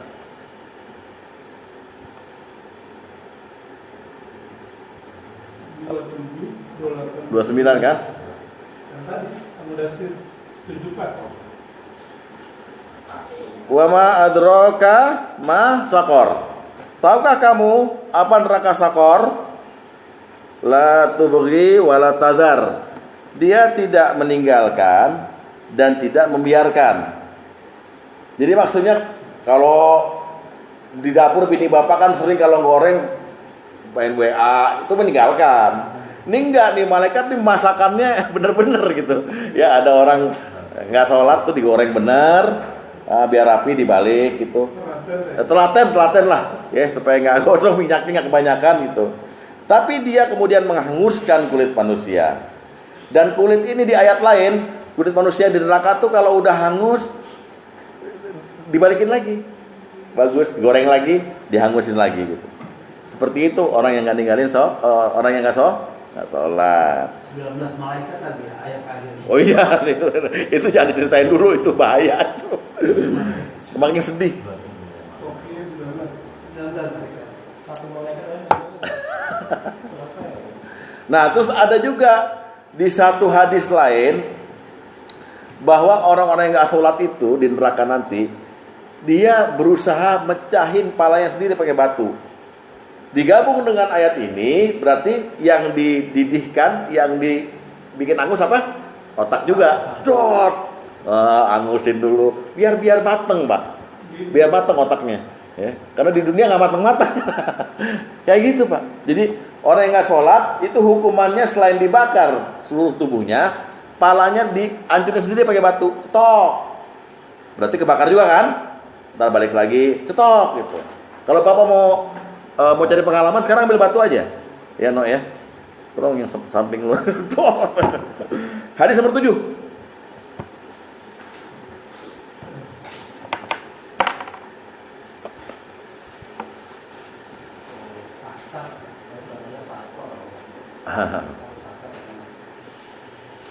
Telah menceritakan pada kami Samurah bin Jundab radhiyallahu anhu dari Nabi sallallahu alaihi wasallam tentang masalah mimpi. Beliau bersabda, ya, adapun takwil mimpi seseorang yang memecahkan kepalanya dengan batu adalah dia ngambil Quran, lalu Quran ditinggalkan, artinya nggak dipercaya, kemudian dia tidur sehingga melalaikan sholat wajib. Jadi dia udah bilang udah ngaji, tapi nggak percaya, setengah-setengah percaya, setengah enggak. Habis itu dia lebih banyak tidur daripada sholat. Nah itu memecahkan kepalanya di neraka nanti. Ya. Jadi sampai sini saya tanya, ninggalin sholat bahaya apa tidak? Bahaya. Sampaikan kepada anak-anak. Ya. Dengerin tuh Ban, bro. Tenang, tahu. Nah, ada satu juga bonus untuk orang-orang yang ninggalin sholat di neraka. Di neraka ada bonus juga. Kalau dia ninggalin sholat karena mabuk, nah, jadi karena di dunia ini dia minum, ya, jadi nggak sholat akhirnya gitu. Di neraka dikasih bonus. ditambahin hidangan minuman, namanya tinhanul kabal, yaitu dari darah dan nanah penghuni neraka. Jadi udah matang kita nih, udah gosong-gosong, ayo minum. Nah, nanah, kluk gitu. Ya. Khusus untuk yang nggak sholat. Kalau dia nggak sholatnya karena mabok. Hadis nomor 13.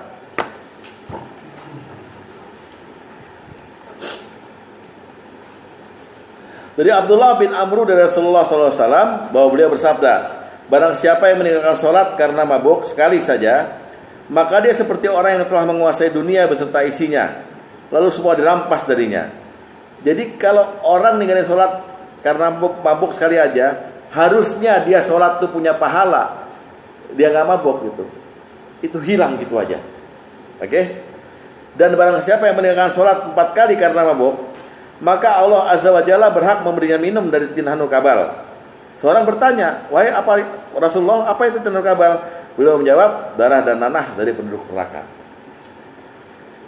Bapak nyedot nanah di dunia aja jijiknya minta ampun kok.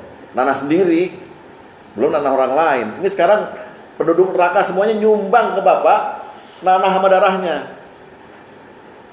Bahkan ada lagi selain tinhanul kabal, ada lagi cairan dari kemaluan para pelacur.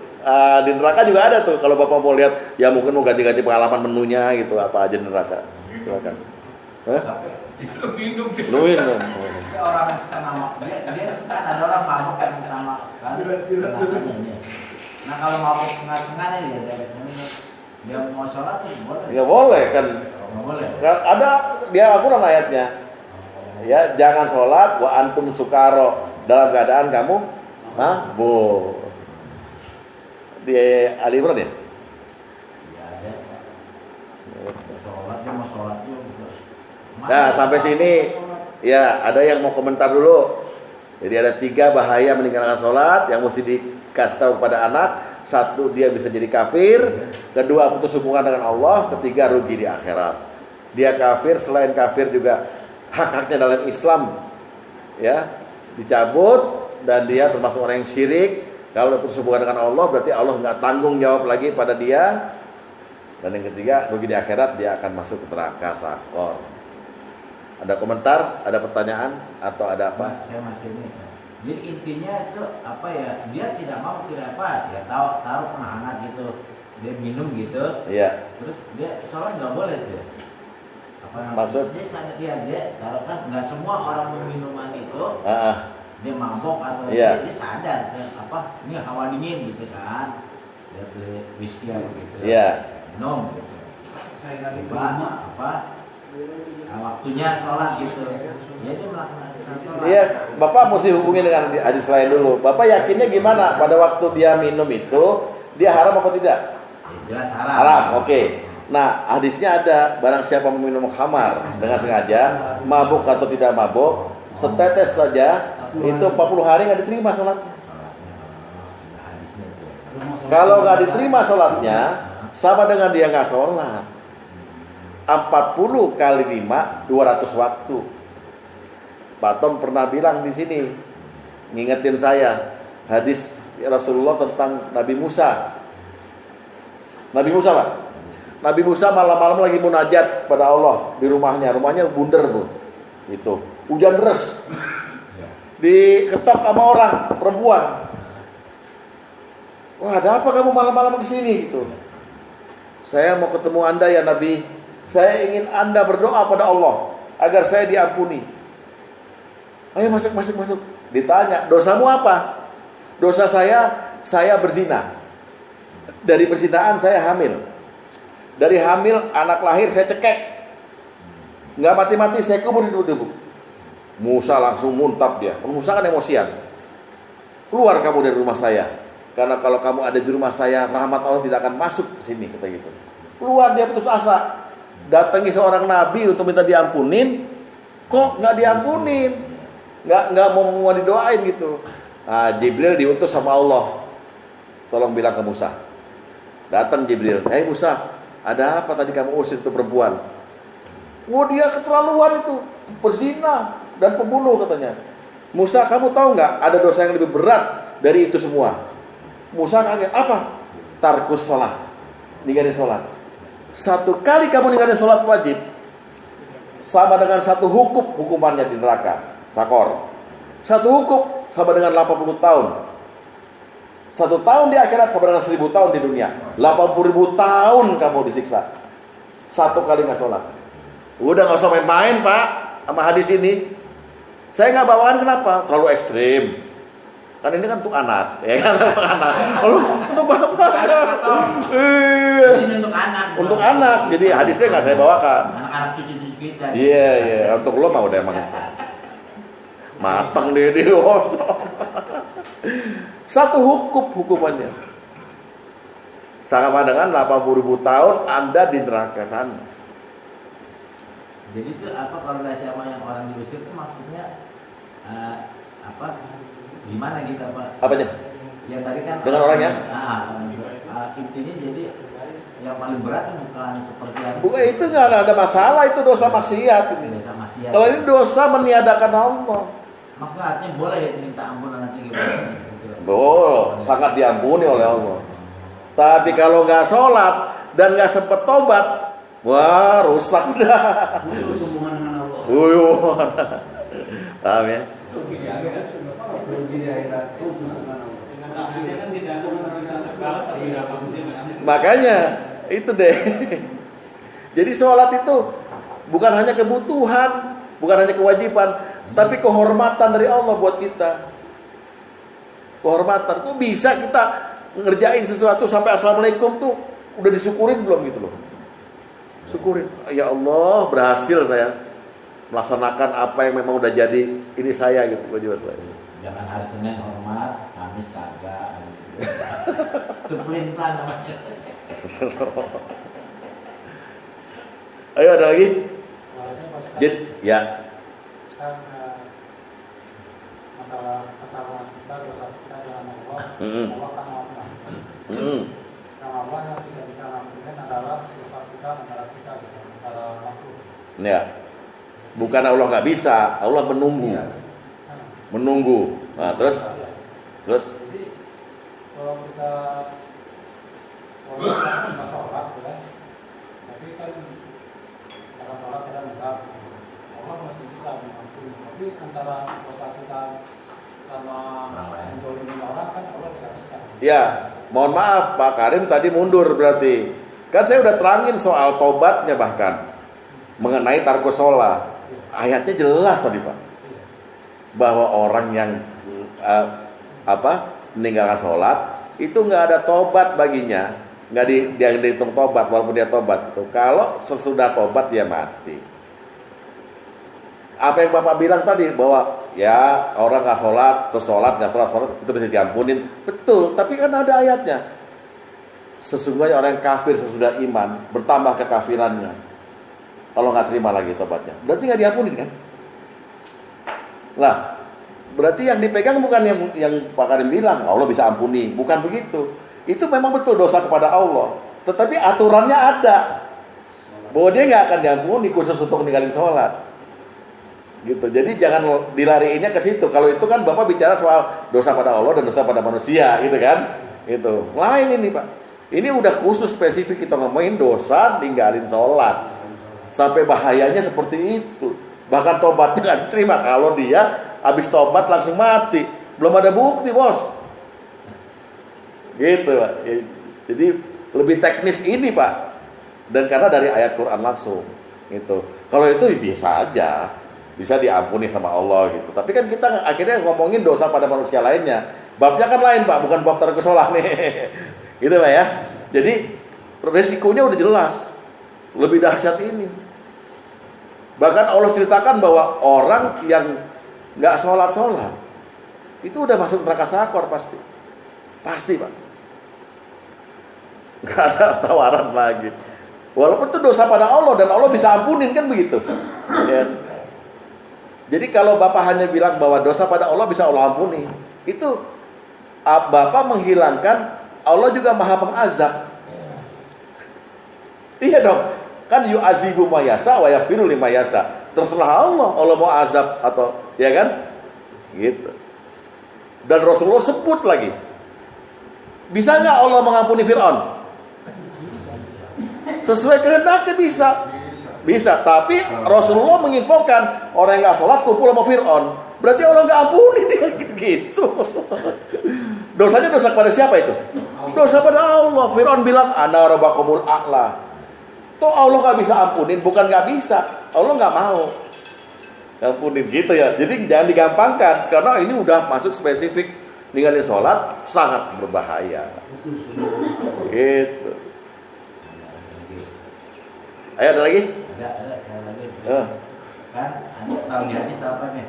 Semua umatnya Rasulullah akan masuk surga, tetapi kan ada yang langsung tanpa hisab atau ini, ada yang langsung ya seperti neraka sakor dulu gitu, Ya. baru nanti masuk. Ya. Nah, itu kan ada apa ucapan seperti itu loh. Begini ucapannya aslinya. Kullu ummatin yadkhulunal jannah illa man aba. Semua umatku pasti masuk surga, terkecuali yang enggan. Kecuali yang enggak. Yang enggan. Sahabat tanya, manil aba? Siapa yang enggan masuk surga? Enggan. Ya. Kata Rasulullah, man atoni dakhalal jannah. Barang siapa taat padaku, maka dia masuk surga. Wa man asoni faqad aba. Barang siapa yang melanggar perintahku, enggak sholat dan segala macam, dia yang enggan. Jadi neraka tuh gunanya untuk bersihin lagi orang gitu loh, kayak Mas tadi tuh Yus. Bersihin lagi orang. Supaya dia ngerti bahwa dia lahir fitrah, balik mesti fitrah gitu. Enggak apa-apa dibersihin Pak, kalau harus jadi pengalaman kan. Ya. Jadi jangan khawatir. Yang penting kita umatnya Rasulullah. Itu masih neraka. Kan makanya orang surga nggak di neraka. Itu kenapa di neraka itu bukannya umat Rasulullah ya? Jelas kok. Ya. Ada lagi Pak Tom? Ini karena Betul. pendidikan buat anak-anak. Ya. Yang mana pahamannya mungkin melakukan ritual sholat. Iya. Ya kan? Iya. Belum kita kepada kualitas sholat. Belum. Adalah khusyuk. Ya. Mungkin nanti kita beranjak ke sana. Enggak, kalau ritual dan quality itu udah ada di fikih sholat kemarin. Jadi nggak perlu lagi. Tapi ini sifatnya mendidik supaya sholat tuh menjadi bagian dari kehidupan anak gitu loh. Makanya kita bilang nanti sholat. Makanya dibuat anak. Sabar banget. Nina tuh menanya. Ya, mana? Nanti orang yang udah mampu berarti udah sholat lagi. Soalnya ditinggalin. Mas saya udah mabok ya. Iya. Buat saya tinggalannya nggak apa-apa. Bukan nggak apa-apa. Justru dia terkena hukuman begini, no. Barang siapa yang ada setetes khamar dalam darahnya masuk gitu ya. Mabok nggak mabok, setetes doang gitu. Itu setetes itu nilainya sama dengan dia 200 kali nggak sholat wajib. 40 hari kali 5 kan. Subuh dulu. Sama. Jadi walaupun dia sholat, ya sudah dianggap nggak sholat. Dianggap nggak sholat, berarti dia meninggalkan sholat lagi. Nah, begitu kan, berlipat-lipat lagi, lebih gawat lagi. Itu bahayanya khamar. Baik bapak yang dulu pernah minum khamar, sekarang tolong bertobat. Ya silakan. Karena Allah Maha Pengampun katanya. Silakan, tapi ada ketentuan dari Rasulullah. Itu tadi yang satu tetes doang. Bagaimana kalau sebotol atau sesloki? Berapa tetes tuh? Enggak. Iya, maksudnya satu sloki. Anggap 60 tetes lah satu sloki. 60 kali 40 kali 5. Jadi lo ngerjain berapa tahun tuh nggak dianggap, nggak dinilai, nggak diterima karena tadi itu tetesnya khamar itu. Itu saya double loh. Terus soal meninggalin apa mau itu ya udah itu urusan kamu dengan Allah. Daripada nggak diterima gitu. Nah nggak gitu. Itu namanya orang putus asa. Mendingan begini. Nih saya kasih jalan keluar. Anda mabok. Ya mabok karena di temen lah atau minum manis floki gitu. Kan udah dicap langsung sama Rasulullah, nggak diterima salatnya. Tobat. Langsung tobat, buktiin. bahwa Anda kemarin itu hanya khilaf lalai karena kebodohan gitu loh. Insya Allah. Jangan, gue udah dihitung Rasulullah nih 200 kali nggak sholat, ya udah gue nggak sholat aja sekalian 200 kali. Lo mati lo habis itu. Bukan, dia kan kemarin ini kan dia meriak minum anggur itu dianggap berapa? Lalu ngapain minum anggur? Iya. Wah, itu Dia beriak minum anggur. Iya. Yang orang tua, tuh kan, orang tua. Iya. Dia minum kan beriak loh. Nah itu dia mungkin nggak tahu kalau itu adalah hukuman seperti itu yang gua nggak sholat. Atau dia sholat juga gitu. ya, jadi jangan pikirannya justru dibalik. Wah, gue udah dicap nggak sholat sama Rasulullah 200 kali, ya udahlah, ya udah nggak gue laksanakan aja, kan impas ya. Impas di sini lo digebukin lo di alam barzah lo. Ya. Nah, terakhir, bagaimana nih orang yang ninggalin sholat masuk neraka sakor? Kalau orang yang memelihara sholat masuk surga Firdaus. Surga Firdaus. Di sini nanti ada hafalan sebentar ya, di 10 menit hafalan bentar. Kita lihat dulu. Surat Al-Mu'minun ayat 1 sampai ayat ke-11. Surat 23 1 sampai 11. Surat apa? Ali Imran. Al-Mu'minun surat 23. Ya. Ayat 1 sampai ayat ke-11. Ayat 1 sampai 11. Oke, kita mulai. Qad aflahal mu'minun. Sungguh beruntung orang-orang yang beriman. Allazina hum fi sholatihim khashi'un. Yaitu orang-orang yang khusyuk dalam sholatnya. Wallazina hum anil lahwi mu'ridun. Dan orang yang menjauhkan diri dari perkataan yang tidak berguna. Wallazina hum lizzakati fa'ilun. Orang yang menunaikan zakat dengan fa'il, dengan teliti tertib. Wallazina hum li furujihim hafizun. Orang yang memelihara kemaluannya. Terus illa ala azwajihim aw malakat aymanuhum wa innahu ghairu ma'lumin. Kecuali kalau sama istri dan sama hamba saya yang mereka miliki, mereka enggak apa-apa mengumbar kemaluan, ya. Famani betagha wara'a dzalika faulaika humul adun. Tapi barang siapa yang berzina mencari di balik itu, maka mereka orang yang melampaui batas dan orang-orang yang tercela. Wallazina hum li amanatihim wa ahdihim raun. Dan sungguh beruntung orang yang memelihara amanat-amanat dan janjinya. Wallazina hum ala sholawatihim yuhafizun. Dan orang-orang yang melihara salatnya, ulaika humul warisun. Mereka itu orang-orang yang akan mewarisi. Apa yang diwarisi? Allazina yarsunal firdaus. Yaitu orang yang mewarisi surga Firdaus. Hum fiha khalidun. Mereka kekal di dalamnya. Jadi jangan khawatir kalau tadi ada nggak sholat sakor, sholat Firdaus. Bukan Firdaus oil buat obat kumis, bukan. Aduh, kedua beli Zam-Zam Firdaus oil, bukan. Ya, tapi ini Firdaus surga. Dan ketahuilah Firdaus itu surga yang paling tinggi. Letaknya di tengah-tengah surga. Jadi surga itu begini Pak, kayak candi Pak. Nah gini. Nah ada 100 tingkat, ada 100 derajat. Firdaus paling atas. Di situ ada siapa? Para nabi, syuhada, solihin, para ulama, semua di situ. Ya bapak-bapak ini, amin. Ya, ngepel. Mau nabi lo, ngepel. Jadi kalau Rasulullah bilang kalau minta surga, mintalah surga Firdaus. Hadis nomor 5. Nanti ada kata-kata yang mesti dihafalin sekarang ini, ya. Hadis nomor 5. Hadis nomor 5. Bukan. Ini ada kata-kata yang dia hafalin dia, ya. Dari Abu Hurairah radhiyallahu anhu dia berkata, Rasulullah SAW bersabda, barang siapa yang beriman kepada Allah, menegakkan sholat, nah yang penting ini ya, menegakkan sholat, berpuasa di bulan Ramadan, maka sudah pasti Allah akan masukkannya ke dalam surga. Ini kayaknya ada yang kurang nih. Zakat sama haji kok nggak disebut, kenapa? Zakat sama haji kenapa nggak disebut?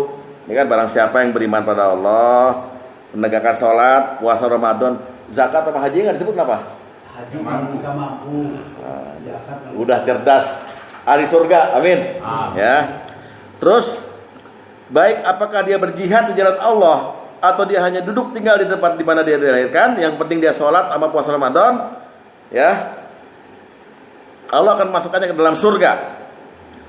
Sahabat bertanya, "Wahai Rasulullah, apakah tidak sebaiknya kami sampaikan berita gembira ini pada orang-orang?" Beliau bersabda, apa sabdanya Rasulullah? Baik-baik dengerin dan nanti saya minta diulang ya. Inna fil jannati mi'ata darajah. Ayo ulang. Inna fil jannati mi'ata darajah. Ayo ulang. Inna fil jannati mi'ata darajah. Nanti habis bacain hadis ini saya tanya satu-satu ya. Itu artinya sesungguhnya dalam surga ada 100 derajat ya. Ya, jadi nanti habis ini hafalannya itu. Ya, saya ulang ya. Ayo. Inna fil jannati mi'ata darajah. Nah, ya. Sungguhnya dia dalam surga itu ada 100 derajat, 100 kedudukan yang Allah menyediakannya buat para mujahid di jalan Allah, di mana jarak antara satu derajat dengan satu derajat lainnya seperti jarak antara langit dan bumi. Jadi Bapak bayangkan 100 tingkat nih Pak, 100 tingkat, jarak antara satu tingkat dengan tingkat lainnya kayak langit dan bumi. Ya, di surga itu. Bila kalian minta pada Allah, maka mintalah surga Firdaus, karena dia adalah setengahnya surga dan yang paling tinggi. Aku pernah diperlihatkan bahwa di atas Firdaus itu adalah singgasananya Allah yang Maha Pemurah, di mana darinya mengalir sungai-sungai surga. Jadi maksudnya apa? Kamu kalau minta surga Firdaus, modal kamu cuman sholat terus sampai mati, puasa Ramadan terus, jangan tinggal sampai mati. Udah, baik kamu jihad apa enggak, kamu akan dapat surga Firdaus. Tapi mintanya sama Rasulullah, mintalah surga Firdaus, karena dia adalah surga yang paling tinggi. Sekarang kita ulang lagi yang kita mesti hafalkan ya Pak Tom. Ayo ya. Ayo 1, 2, 3. Inna fil jannati mi'atam darajah. Inna fil jannati mi'ata darajah. Inna fil jannati mi'ata darajah. Ya, dah. Saya kasih waktu 2 menit. Tolong hafalkan itu doang. Inna fil jannati mi'ata darajah. Sesungguhnya di dalam surga itu ada 100 derajat. Itu aja cukup ya. Terjemahannya, sesungguhnya di atas surga itu ada 100 derajat. 2 menit dari sekarang.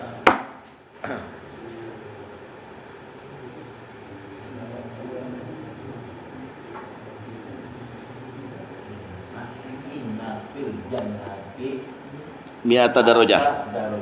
Sesungguhnya surga itu 100 derajat. Ada 100 derajat. Enteng kan hafalannya? Enteng ya kan?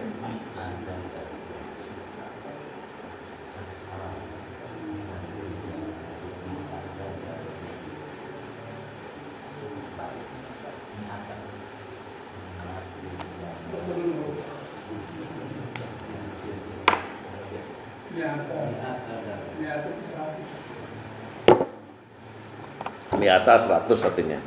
Mi'ata marrah 100 kali. Mi'ata yaum.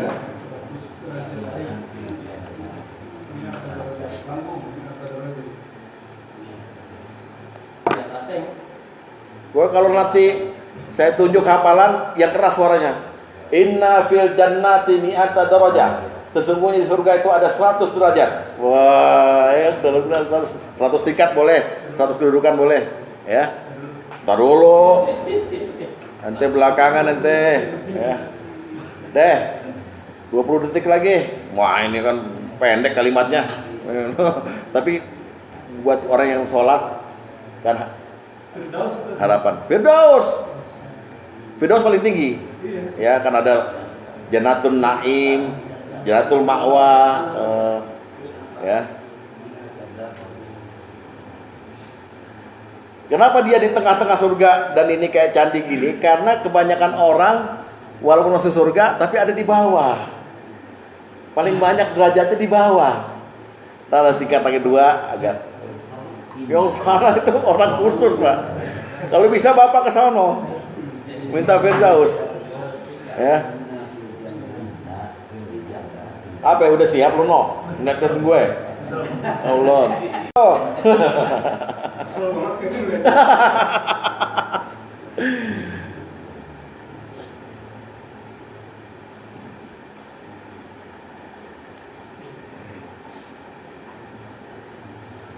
Inna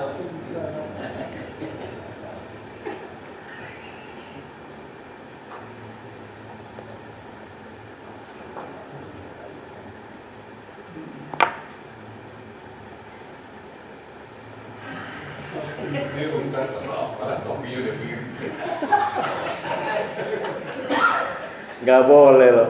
Ini sama dengan penduduk neraka sakor kita. Ngomongin orang lain jangan. Masing-masing aja. Udah. Mantap ketawa.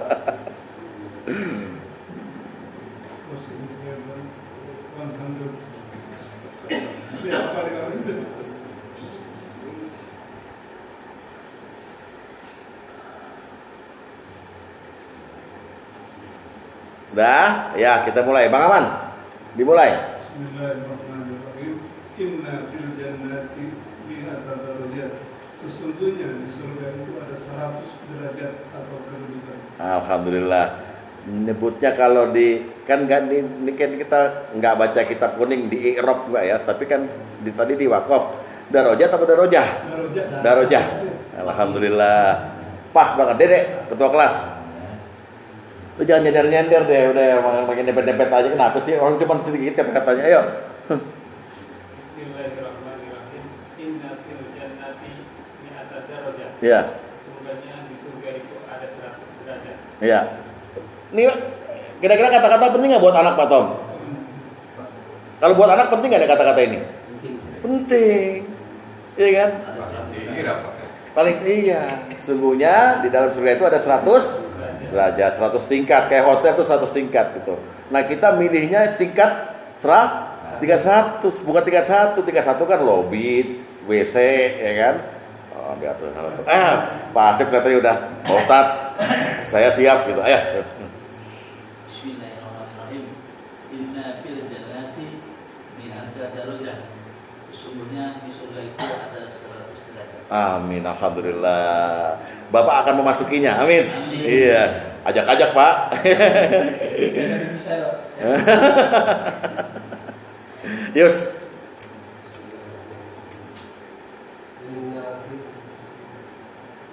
Yang kalem tenang dulu.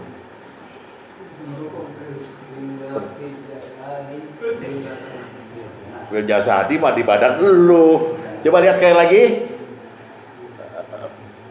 Tesnya udah lihat? Udah lihat? Ayo mulai. Jasadi itu jasad, jannati. Inna fil jannati mi'ata darajat. Mi'ata darajah. Sesungguhnya surga itu ada 100 derajat. Waduh. Yus masuk sama anaknya ya, sama istri. Ya. Aminin apa lu kayaknya benci banget gua sama Yus. Mati Sat, amin. Hah? Aminnya dalam hati. Mister Paino. Bismillahirrahmanirrahim.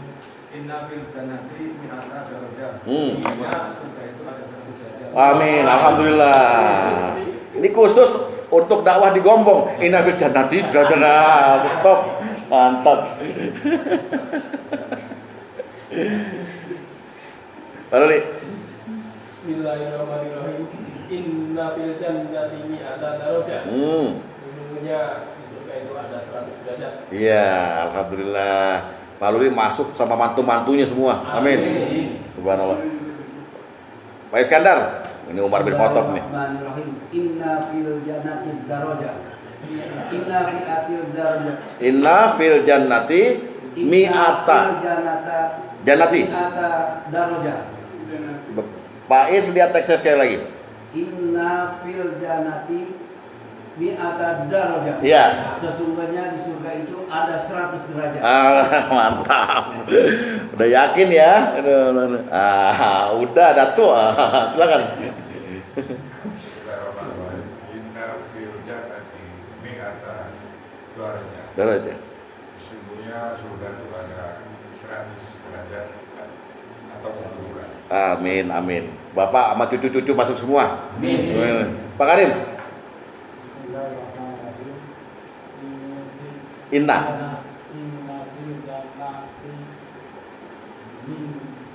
Mi'ata. ada Darajah. sesungguhnya surga itu ada 100 Amin. 100 tingkat ya, 100 derajat, 100 kedudukan gitu ya. Bapak gara-gara nyetak apa namanya? Itu buat sholat id apa namanya? Spanduk gratis buat musola, masuk surga. Amin. Amin. Jangan nunduk-nunduk loh. Ayo giliran. Apa? Gua Pendek kok. Ayo. Ya.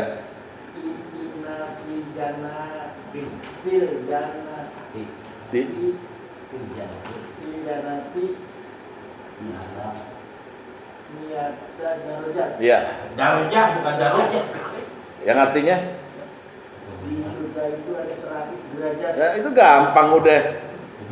Gara-gara ente dapat hidayah ngaji masuk surga. Cuman kalau orang khutbah Jumat nunduk begitu bingung umatnya. Inna lillahi cekakak-cekikik sendirian. Tapi nggak apa-apa, jangan dendam ya. Biasa. Ayo, Kang, terakhir nih. Bar, niatin bantu. Inna fil jannati mi'ata darajah. Ya. Sesungguhnya surga itu ada 100 derajat atas kedudukannya. Amin, alhamdulillah ya. Hari Minggu nih mesti maju. Gitu. Hari Minggu ya, Dek? Hari Minggu ya? Tapi Pak, sebetulnya hafalan saya ini tidak untuk menyiksa, untuk mendukung program dakwah. Karena kita harus jadi dakwah. Kalimatnya singkat gitu. Dan saya malam ini tidak akan memberi hafalan kedua. Kan sudah malam. Nah, itu tadi contoh pengumuman yang melegakan. Sekarang kita hafalan kedua. Ya, buka hadis nomor 3. Hadis nomor 3, ya kan? Hafalan kedua nih. Ini kalau nerangin surga doang tapi nggak tahu sebabnya bagaimana. Nah, hafalannya singkat aja. Maksudnya kita mau ngomong sama anak, jangan kamu ninggalin sholat dengan sengaja. Bahasa Arabnya, tolong ikutin saya. La tarkus sholata muta'amidan. Ayo, la tarkus sholata muta'amidan. Artinya, jangan kamu ninggalin sholat dengan sengaja. Ulang ya. La tarkus sholata muta'amidan. La tarkus sholata muta'amidan. Jangan kamu ninggalin sholat dengan sengaja. La tarkus sholata muta'amidan. Ayo. Tarkus. La tarkus sholata muta'amidan. Ayo diulang ayo. Bareng. Ayo. La tarkus sholata muta'amidan. Karena ada tasdid muta'ammidan. Ulang. La tarkus sholata muta'ammidan. 2 menit. Nah, ini kan jadi dakwah gitu ya. Ustaz sialan gitu katanya. Ada yang denger gitu. Hah?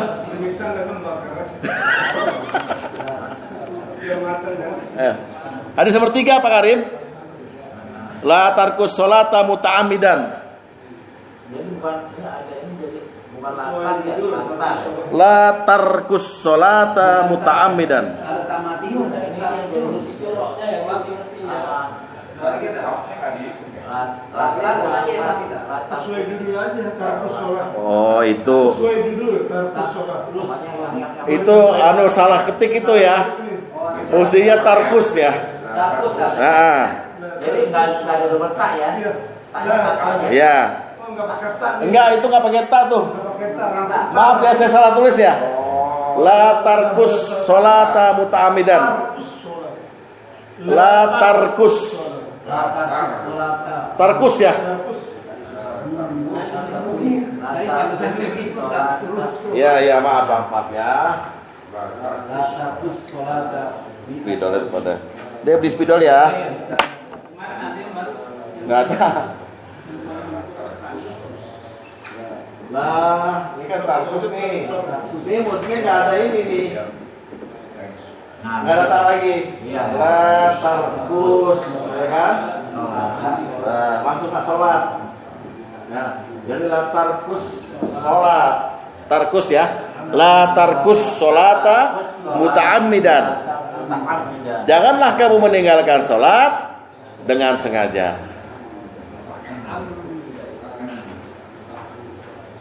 Sesuai judul aja, tarkus sholat.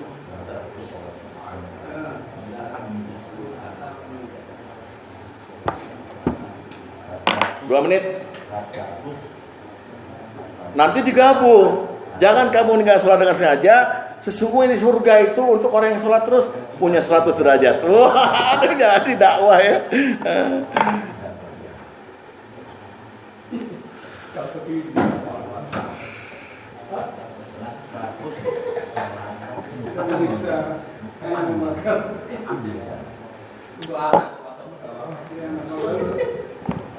Baru habis itu hafalan yang kemarin, man ra'a minkum munkaron, botak semua. Ini kan double ini tetap dan dibaca bukan dak, mutamidah gitu. Enggak, mutamidan aja. Namanya di wasol di irob aja kita. Itu kalau di kitab kuning hadis ini kan nggak pakai itu, nggak pakai harokat. Bacanya mutamidan jadinya. Jadi mutamidan itu dengan sengaja. Ya ada anak nggak sholat. Tambah miring. Topinya tambah miring. 3 kali jatuh. Kalau gua rokok nambah deh.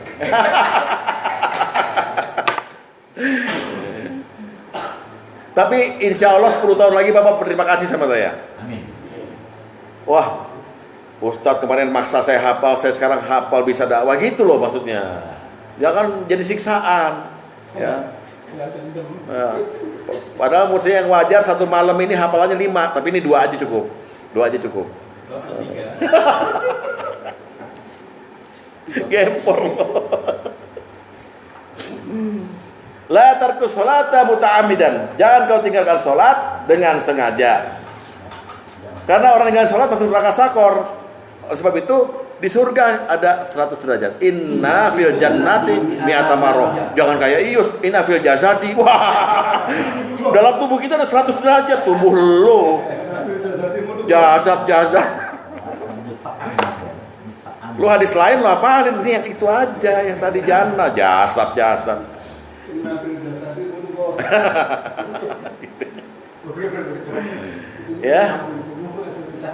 Sekarang saya balik, tadi Bang Aman mulai, sekarang wing mana nih? Ya kan gitu ya. Ya. Jangan nunduk lo. Kayak berdoa lo munajat. Begini aja kayak ada lampunya gitu. Jadi ini gampang ya. La tarkus salata muta'ammidan. Ya. Pak Ino kayak benci banget sama gue liat tuh.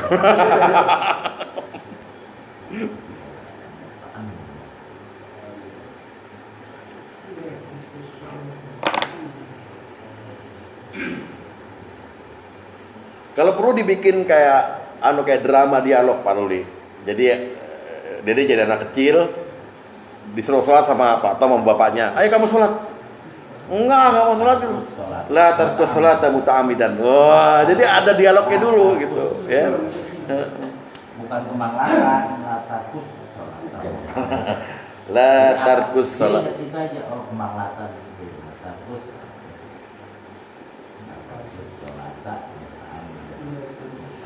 Siap, udah semua, udah 3 menit. Pak Iskandar. Bismillahirrahmanirrahim. La tarkus sholata muta'ammidan. Janganlah kamu tinggalkan sholat dengan sengaja. Terima kasih atas nasihatnya. Amin. Udah dakwah dia barusan. Wah, sesungguhnya surga itu 100 derajat. Masya Allah. Berubah semua malam ini ya. Amin. Jadi pendakwah, amin gitu. Mr. Paino, wah kakinya pengangkang gitu.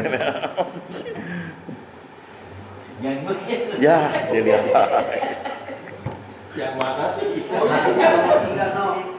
Barusan lo ngapalin apaan? Hadis nomor 3 no. Itu kita enggak. Bismillahirrahmanirrahim. Latarapus sholatamidan. Ulangi. Latarapus Muta'amidan. Lanya panjang itu, lam alif. La tarkus salata. Dia ada taknya, dia belum dikasih. Nah, coba baca lagi. La ta'arabus muta'amidan. Coba kamu ikutin saya. La tarkus salata. La ta'arabus. Pelan-pelan. La tarkus salata. Salata. Solatamidan. Ikutin saya. La tarkus salata. La ta'arabus. Tarkus. Oke. La tarkus. Dia belum baca, taknya belum dihapus, Sat. Hah? Taknya belum dihapus sama dia nih. Ini nih. Nah. La tarkus Bukan, no. La ta'arabus. salata. Solatamidan. Mau salata dulu. Ikutin saya. Lu tambah-tambah bid'ah. La tarkus La ta'arabus. salata Solata muta'ammidan. muta'amidan. La tarkus salata La ta'arabus. salata Solata muta'ammidan. muta'amidan. Ulang. La tarkus salata La ta'arabus. Solata muta'ammidan. muta'amidan. Sekarang disambung semua. La tarkus salata muta'ammidan. La ta'arabus. Solata muta'amidan. Artinya Sesungguhnya di surga itu ada 100 derajat kutimpuk loh. Lain.